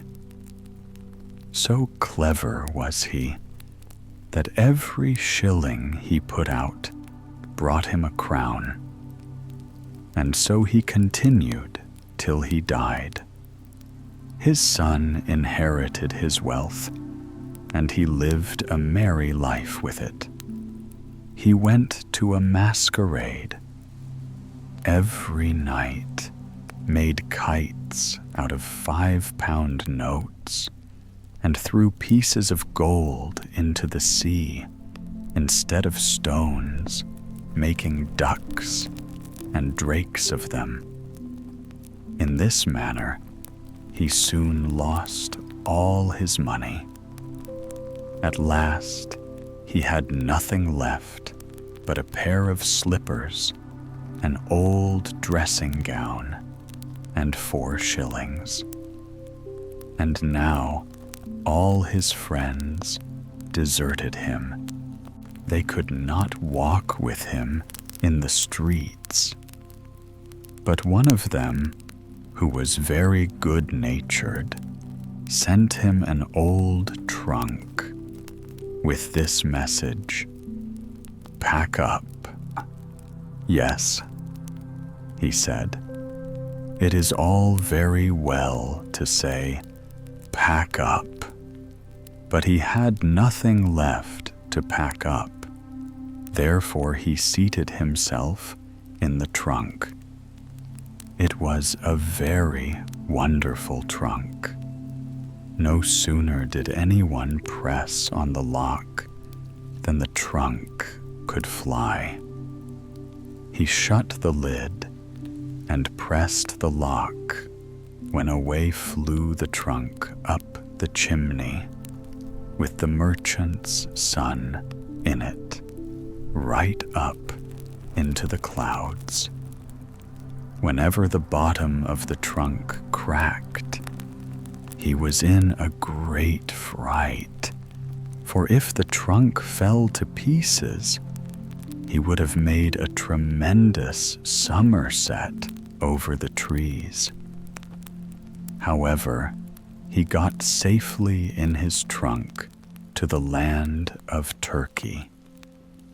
He hid the trunk in the wood under some dry leaves, and then went into the town he could, so this very well, for the Turks always go about dressed in dressing gowns and slippers as he was himself. He happened to meet a nurse with a little child. "I say, you Turkish nurse," cried he, "what castle is that near the town with the windows placed so high?" "The king's daughter lives there," she replied. "It has been prophesied that she will be very unhappy about a lover, and therefore no one is allowed to visit her unless the king and queen are present." "Thank you," said the merchant's son. So he went back to the wood, seated himself in his trunk, flew up to the roof of the castle, and crept through the window into the princess's room. She lay on the sofa asleep, and she was so beautiful that the merchant's son could not help kissing her.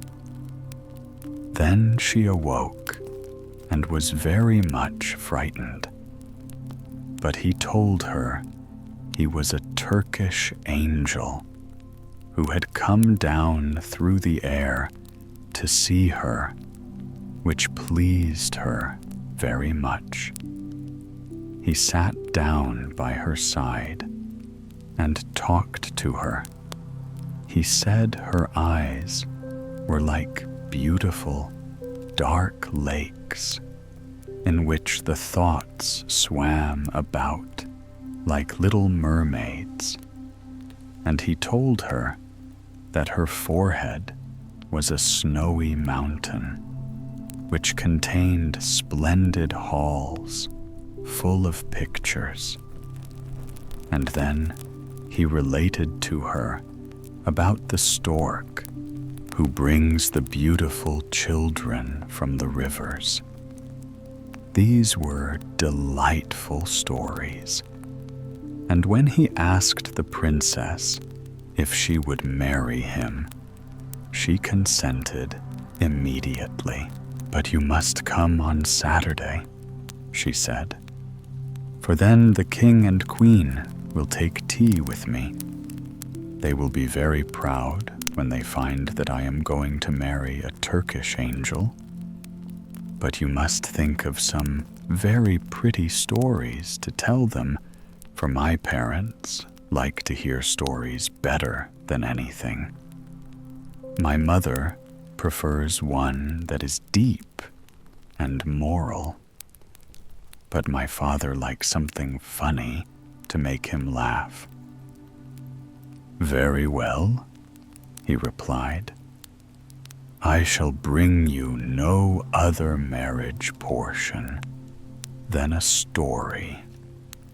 And so they parted. But the princess gave him a sword which was studded with gold coins, and these he could use.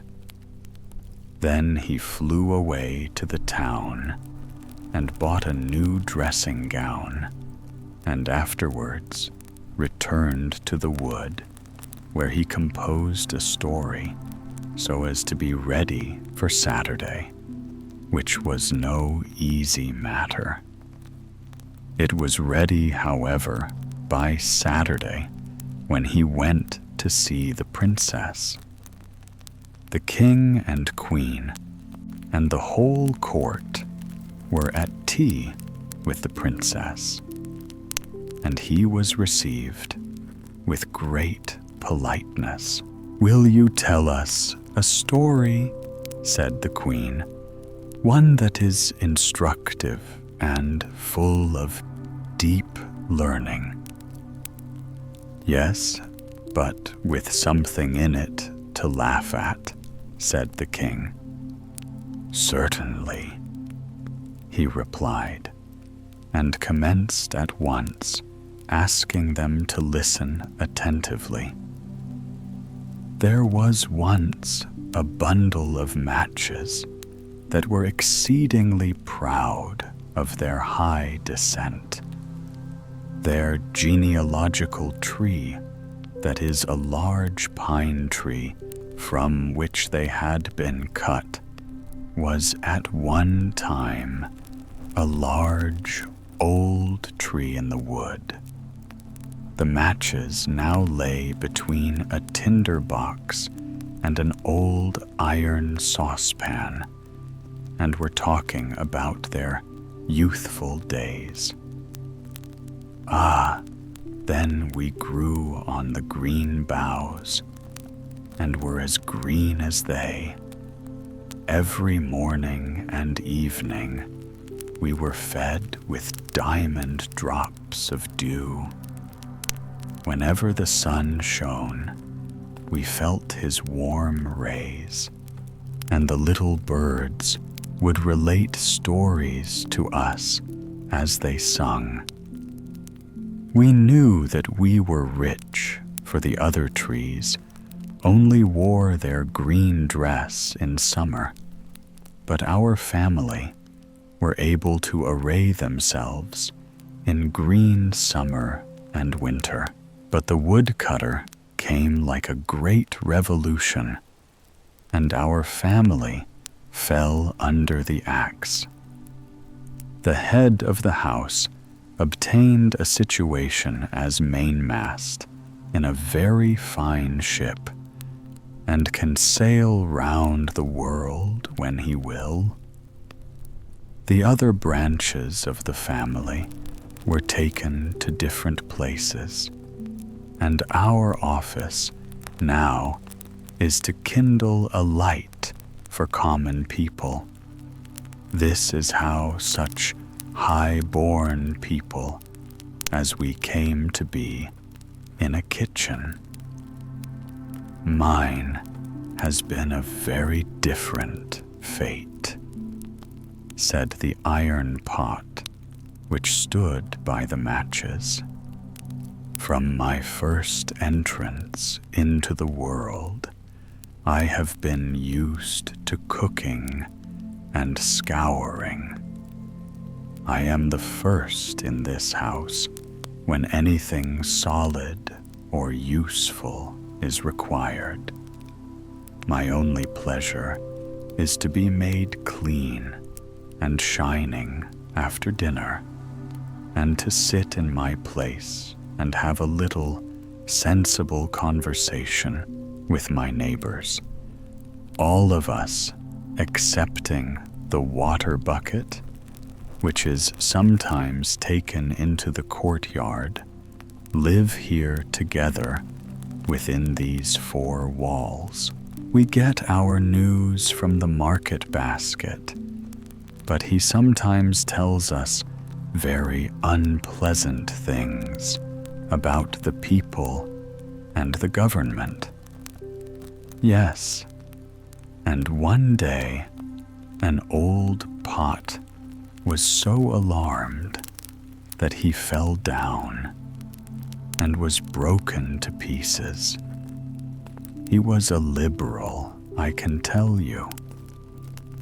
You are talking too much, said the tinder box, and the steel struck against the flint till some sparks flew out, crying, "We want a merry evening, don't we?" "Yes, of course," said the matches. "Let us talk about those who are the highest born." "No, I don't like to be always talking of what we are," remarked the saucepan. "Let us think of some other amusement. I will begin. We will tell something that has happened to ourselves. That will be very easy and interesting as well. On the Baltic Sea, near the Danish shore. What a pretty commencement, said the plates. We shall all like that story, I am sure. Yes. Well, in my youth, I lived in a quiet family where the furniture was polished, the floors scoured, and clean curtains put up every fortnight. What an interesting way you have of relating a story, said the carpet broom. It is easy to perceive that you have been a great deal in women's society. There is something so pure runs through what you say. That is quite true, said the water bucket, and he made a spring with joy and splashed some water on the floor. Then the saucepan went on with his story, and the end was as good as the beginning. The plates rattled with pleasure, and the carpet broom brought some green parsley out of the dust hole and crowned the saucepan, for he knew it would vex the others. And he thought, if I crown him today, he will crown me tomorrow. Now let us have a dance, said the fire tongs. And then how they danced and stuck up one leg in the air. The chair cushion in the corner burst with laughter when she saw it. Shall I be crowned now? Asked the fire tongs. So the broom found another wreath for the tongs. They were only common people, after all, thought the matches. The tea urn was now asked to sing, but she said she had a cold and could not sing without boiling heat. They all thought this was affectation, and because she did not wish to sing, excepting in the parlor, when on the table, with the grand people, in the window sat an old quill pen with which the maid generally wrote. There was nothing remarkable about the pen, excepting that it had been dipped too deeply in the ink, but it was proud of that. If the tea urn won't sing, said the pen, she can leave it alone.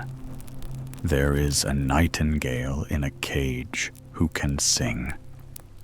She has not been taught much, certainly, but we need not say anything this evening about that. I think it highly improper, said the tea kettle, who was kitchen singer and half-brother to the tea urn, that a rich foreign bird should be listened to here. Is it patriotic? Let the market basket decide what is right. I certainly am vexed, said the basket. Inwardly vexed, more than anyone can imagine. Are we spending the evening properly? Would it not be more sensible to put the house in order? If each were in his own place, I would lead a game. This would be quite another thing. Let us act a play, said they all. At the same moment, the door opened, and the maid came in. Then not one stirred. They all remained quite still. Yet at the same time, there was not a single pot amongst them who had not a high opinion of himself and of what he could do if he chose. Yet, if we had chosen, they each thought we might have spent a very pleasant evening. The maid took the matches and lighted them. Dear me, how they sputtered and blazed up. Now then, they thought, everyone will see that we are the first. How we shine, what a light we give. Even while they spoke, their light went out. What a capital story, said the Queen. I feel as if I were really in the kitchen and could see the matches. Yes, you shall marry our daughter. Certainly, said the King, thou shalt have our daughter. The King said thou to him, because he was going to be one of the family. The wedding day was fixed, and on the evening before, the whole city was illuminated. Cakes and sweetmeats were thrown among the people. The street boys stood on tiptoe and shouted, "Hurrah!" and whistled between their fingers. Altogether, it was a very splendid affair. I will give them another treat, said the merchant's son. So he went and bought rockets and crackers and all sorts of fireworks that could be thought of, packed them in his trunk, and flew up with it into the air. What a whizzing and popping they made as they went off. The Turks, when they saw such a sight in the air, jumped so high that their slippers flew about their ears. It was easy to believe after this that the princess was really going to marry a Turkish angel. As soon as the merchant's son had come down in his flying trunk to the wood after the fireworks, he thought, I will go back into the town now and hear what they think of the entertainment. It was very natural that he should wish to know. And what strange things people did say, to be sure. Everyone whom he questioned had a different tale to tell, though they all thought it very beautiful. I saw the Turkish angel myself, said one. He had eyes like glittering stars, and a head like foaming water. He flew in a mantle of fire, cried another, and lovely little cherubs peeped out from the folds. He heard many more fine things about himself, and that the next day he was to be married. After this, he went back to the forest to rest himself in his trunk. It had disappeared. A spark from the fireworks which remained had set it on fire. It was burnt to ashes, so the merchant's son could not fly any more, nor go to meet his bride. She stood all day on the roof, waiting for him, and most likely she is waiting there still, while he wanders through the world telling fairy tales, but none of them so amusing as the one he related about the matches. The elf of the rose, in the midst of a garden, grew a rose tree in full blossom, and in the prettiest of all the roses lived an elf.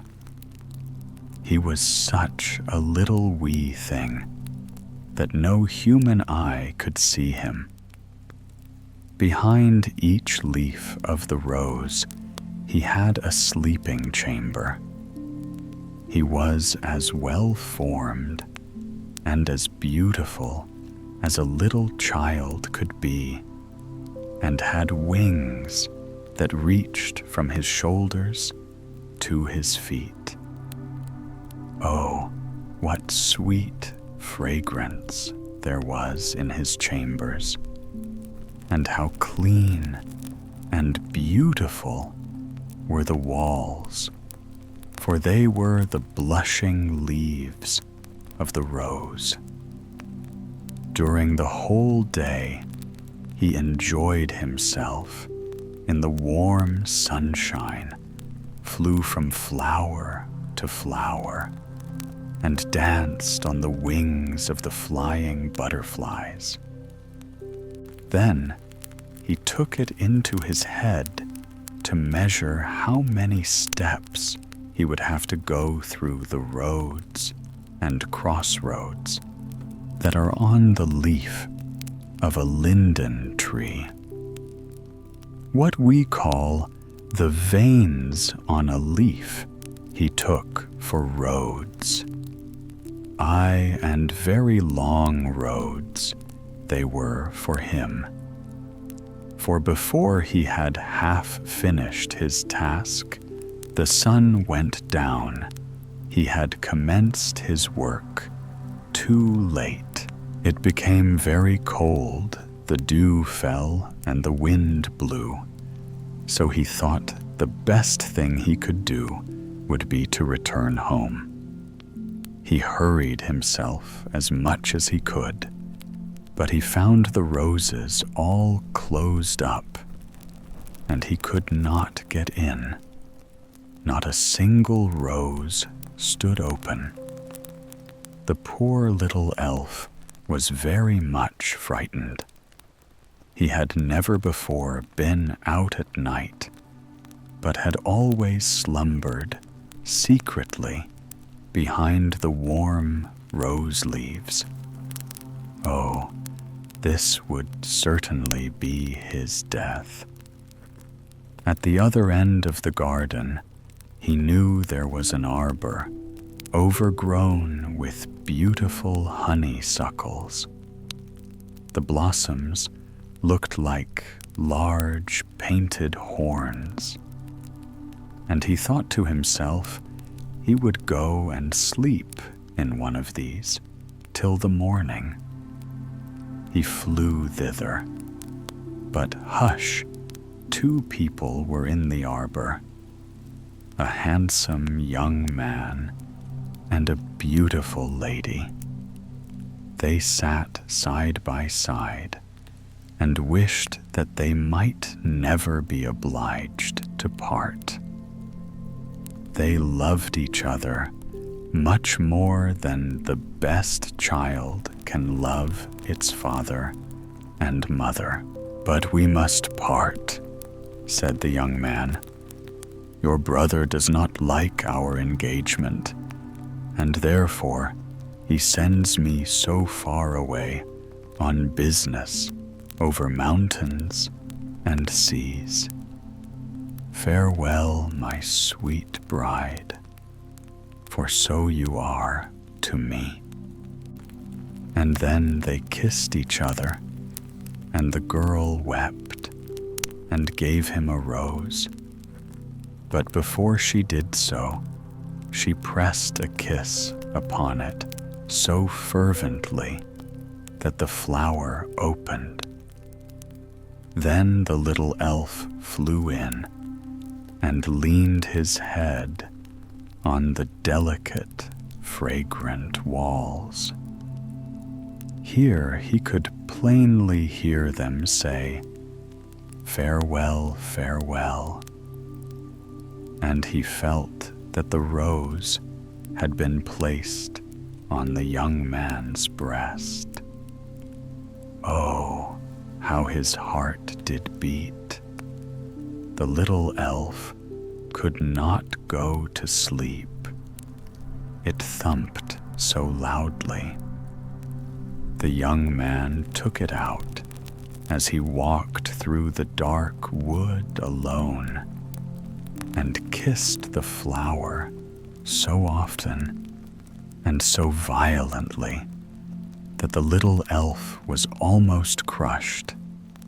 He could feel through the leaf how hot the lips of the young man were, and the rose had opened as if from the heat of the noonday sun. There came another man who looked gloom and wicked. He was the wicked brother of the beautiful maiden. He drew out a sharp knife, and while the other was kissing the rose, the wicked man stabbed him to death. Then he cut off his head and buried it with the body in the soft earth under the linden tree. Now he is gone, and will soon be forgotten, thought the wicked brother. He will never come back again.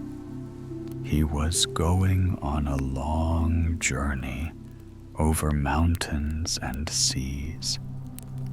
It is easy for a man to lose his life in such a journey. My sister will suppose he is dead, for he cannot come back, and she will not dare to question me about him. Then he scattered the dry leaves over the light earth with his foot and went home through the darkness. But he went not alone, as he thought. The little elf accompanied him. He sat in a dry, rolled-up linden leaf, which had fallen from the tree onto the wicked man's head as he was digging the grave. The hat was on the head now, which made it very dark, and the little elf shuddered with fright and indignation at the wicked deed. It was the dawn of morning before the wicked man reached home. He took off his hat and went into his sister's room. There lay the beautiful, blooming girl, dreaming of him whom she loved so, and who was now, she supposed, traveling far away over mountain and sea. Her wicked brother stopped over her and laughed hideously, as fiends only can laugh. The dry leaf fell out of his hair upon the counterpane, but he did not notice it, and went to get a little sleep during the early morning hours. But the elf slipped out of the withered leaf, placed himself by the ear of the sleeping girl, and told her, as in a dream, of the horrid murder, described the place where her brother had slain her lover and buried his body, and told her of the linden tree in full blossom that stood close by, that you may not think this is only a dream that I have told you. He said, you will find on your bed a withered leaf. Then she awoke and found it there. Oh, what bitter tears she shed, and she could not open her heart to anyone for relief. The window stood open the whole day, and the little elf could easily have reached the roses or any of the flowers, but he could not find it in his heart to leave one so afflicted. In the window stood a bush bearing monthly roses. He seated himself in one of the flowers and gazed on the poor girl. Her brother often came into the room and would be quite cheerful in spite of his base conduct, so she dare not say a word to him of her heart's grief. As soon as night came on, she slipped out of the house and went into the wood to the spot where the linden tree stood. And after removing the leaves from the earth, she turned it up, and there found him who had been murdered. Oh, how she wept and prayed that she also might die. Gladly would she have taken the body home with her, but that was impossible. So she took up the poor head with the closed eyes, kissed the cold lips, and shook the mold out of the beautiful hair. I will keep this, said she. And as soon as she had covered the body again with the earth and leaves, she took the head and a little sprig of jasmine that bloomed in the wood near the spot where he was buried, and carried them home with her. As soon as she was in her room, she took the largest flower pot she could find, and in this she placed the head of the dead man, covered it up with earth, and planted the twig of jasmine in it. Farewell, farewell, whispered the little elf. He could not any longer endure to witness all this agony of grief. He therefore flew away to his own rose in the garden. But the rose was faded. Only a few dry leaves still clung to the green hedge behind it. Alas, how soon all that is good and beautiful passes away, sighed the elf after a while, he found another rose, which became his home, for among its delicate, fragrant leaves he could dwell in safety. Every morning he flew to the window of the poor girl and always found her weeping by the flower pot. The bitter tears fell upon the jasmine twig, and each day, as she became paler and paler, the sprig appeared to grow greener and fresher. One shoot after another sprouted forth, and little white buds blossomed, which the poor girl fondly kissed.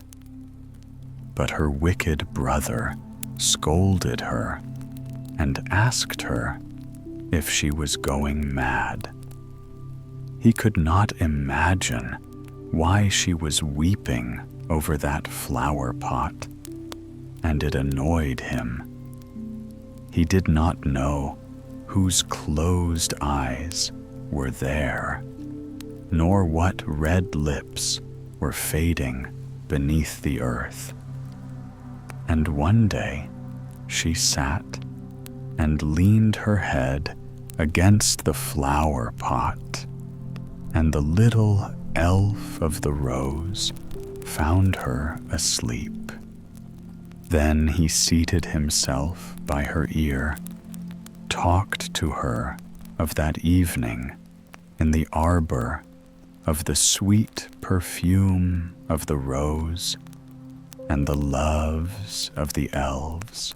Sweetly she dreamed, and while she dreamt, her life passed away calmly and gently, and her spirit was with him whom she loved in heaven.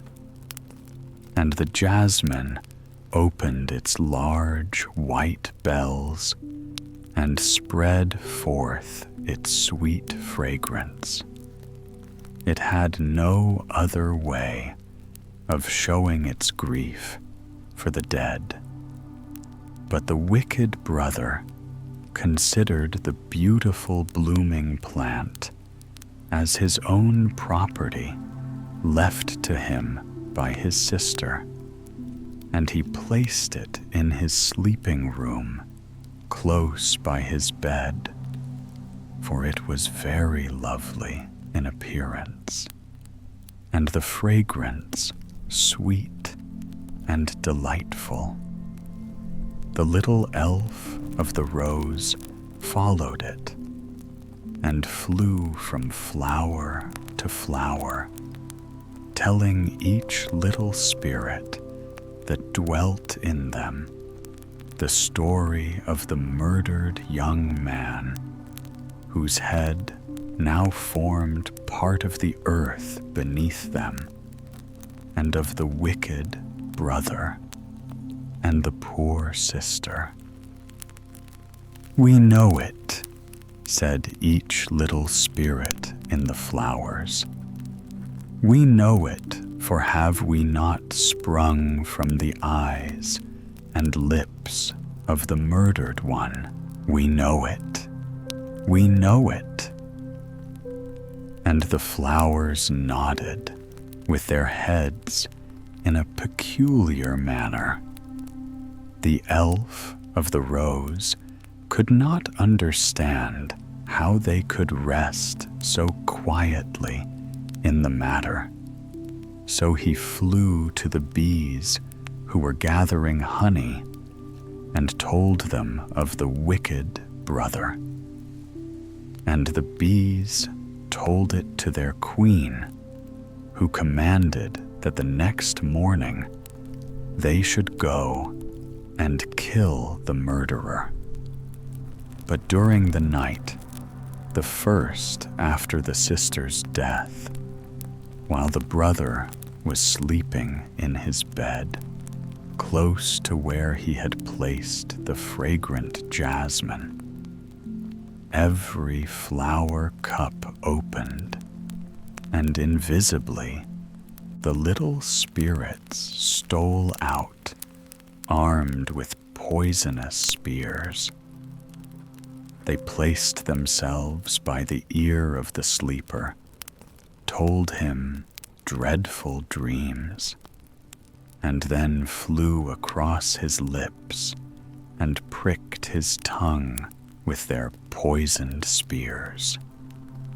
"Now have we revenged the dead," said they, and flew back into the white bells of the jasmine flowers.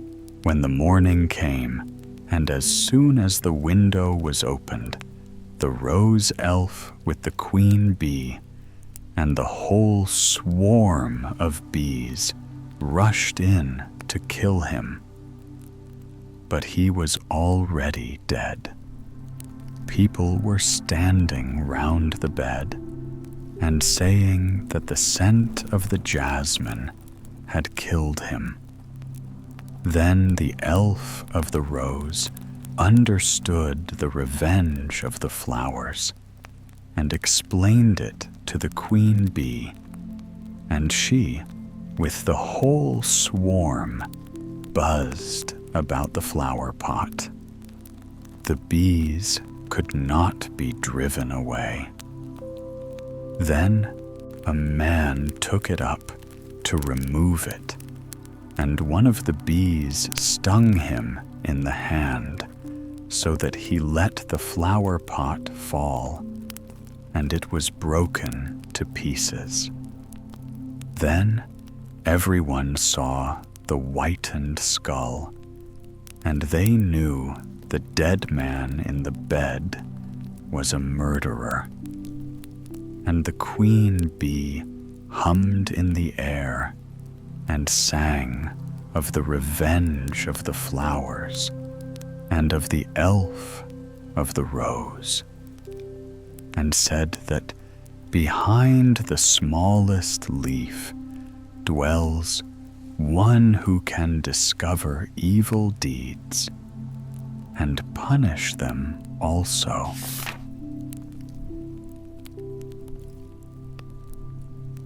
The storks, on the very edge of a quiet little village where the fields began and the marshes breathed their soft mist in the evenings, stood a small white house with a thatched roof.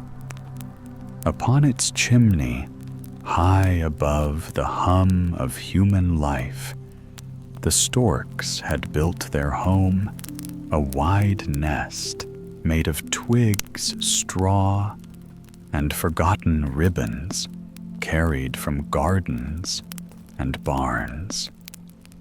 There, the mother stork sat proud and serene, with her 4 downy children beneath her wings. Their long necks were still soft and uncertain, their beaks black and clumsy, not yet bright red like their parents. A little distance away upon the roof ridge stood the father stork, upright and stately, balancing on one leg. The other he tucked beneath him with such stillness that a passer-by might have thought him carved from dark wood. It must look very grand, he thought to himself. How noble I appear, like a sentry guarding my household. The people below surely believe that I am placed here by command, a true officer of the stork army. They do not know I am a husband keeping watch. Down in the dusty road, children were at play. they saw the storks, and one daring boy began to chant a teasing rhyme, his voice quick and mischievous. Soon all joined in shouting the verses, as children do, half in song, half in laughter. Stork, stork, fly away. Stand not on one leg, I pray. See, your wife is in her nest, with her little ones at rest. They will hang one and fry another. They will shoot a third and roast his brother. Listen to them, cried the young storks, frightened. They say we shall be hanged and roasted. Do not mind what they sing, said the mother gently. They are only children, and words cannot harm wings. But the boys kept pointing and mocking, their laughter echoing up to the roof. Only one child did not join in a quiet boy named Peter. It is cruel to make fun of the birds, he said, and turned away. The mother stork comforted her children. Look at your father, she said. How calm he stands, though the wind blows. That is true dignity. Yet the little ones trembled and drew their heads deep into the nest, whispering that perhaps the song was true. Next day, when the sun rose again, the children returned and sang louder than before. They will hang one and roast another. Will they really hang and roast us? Cried the little storks. Certainly not, said the mother. Soon I shall teach you to fly. Then we shall go to the meadows, and you shall see the frogs bow to us in the water, croaking, croak, croak, as if begging for mercy. And then we shall eat them. That will be your first feast. And after that, asked the eager young ones. After that, said the mother, all the storks in the country gather for the great autumn drill. The general inspects us all, and whoever cannot fly well is thrust through with his beak and sent tumbling into the reeds. So you must learn quickly. Oh, gasped the children. Then it is true, they may kill us, not like the boys say, answered the mother. And when we have passed the general's review, we shall travel far away to Egypt, where the sun is kind and the air never freezes. There you will see mountains like giants and stone houses shaped like triangles that pierce the sky. They are called pyramids and are older than the oldest stork can remember. There runs a mighty river that swells and overflows its banks, leaving soft mud behind full of delicious frogs. The young storks stretched their necks in wonder. Oh, how beautiful it must be there. Yes, said the mother dreamily. While we stroll in the sunshine, eating and resting, the trees here will stand bare, and the water will turn to white dust that falls from the sky. Will the naughty boys turn to white dust too? Asked one of the little ones. No, said the mother, but they will shiver and sit in dark rooms while we dance beneath the warm heavens. As the weeks passed, the young storks grew tall and sleek.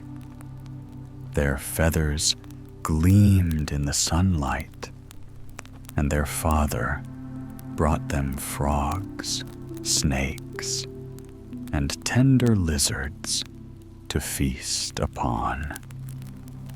He entertained them with stories of long journeys over seas and deserts, and when he clattered his beak, it sounded like laughter.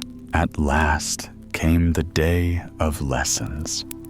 Now, my children, said the mother, it is time to learn what wings are for. How they wobbled on the roof tiles. The wind tugged at their feathers, and the ground looked terribly far below. Hold your heads high, your wings firm, said the mother. Once, twice, like this, she spread her great wings and glided a little way.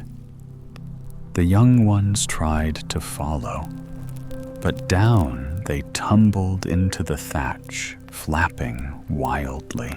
I do not wish to fly, whined one. I am comfortable here. Would you rather stay till winter comes and the boys come to hang you? Said the mother sharply. No, no, cried all four, and they tried again.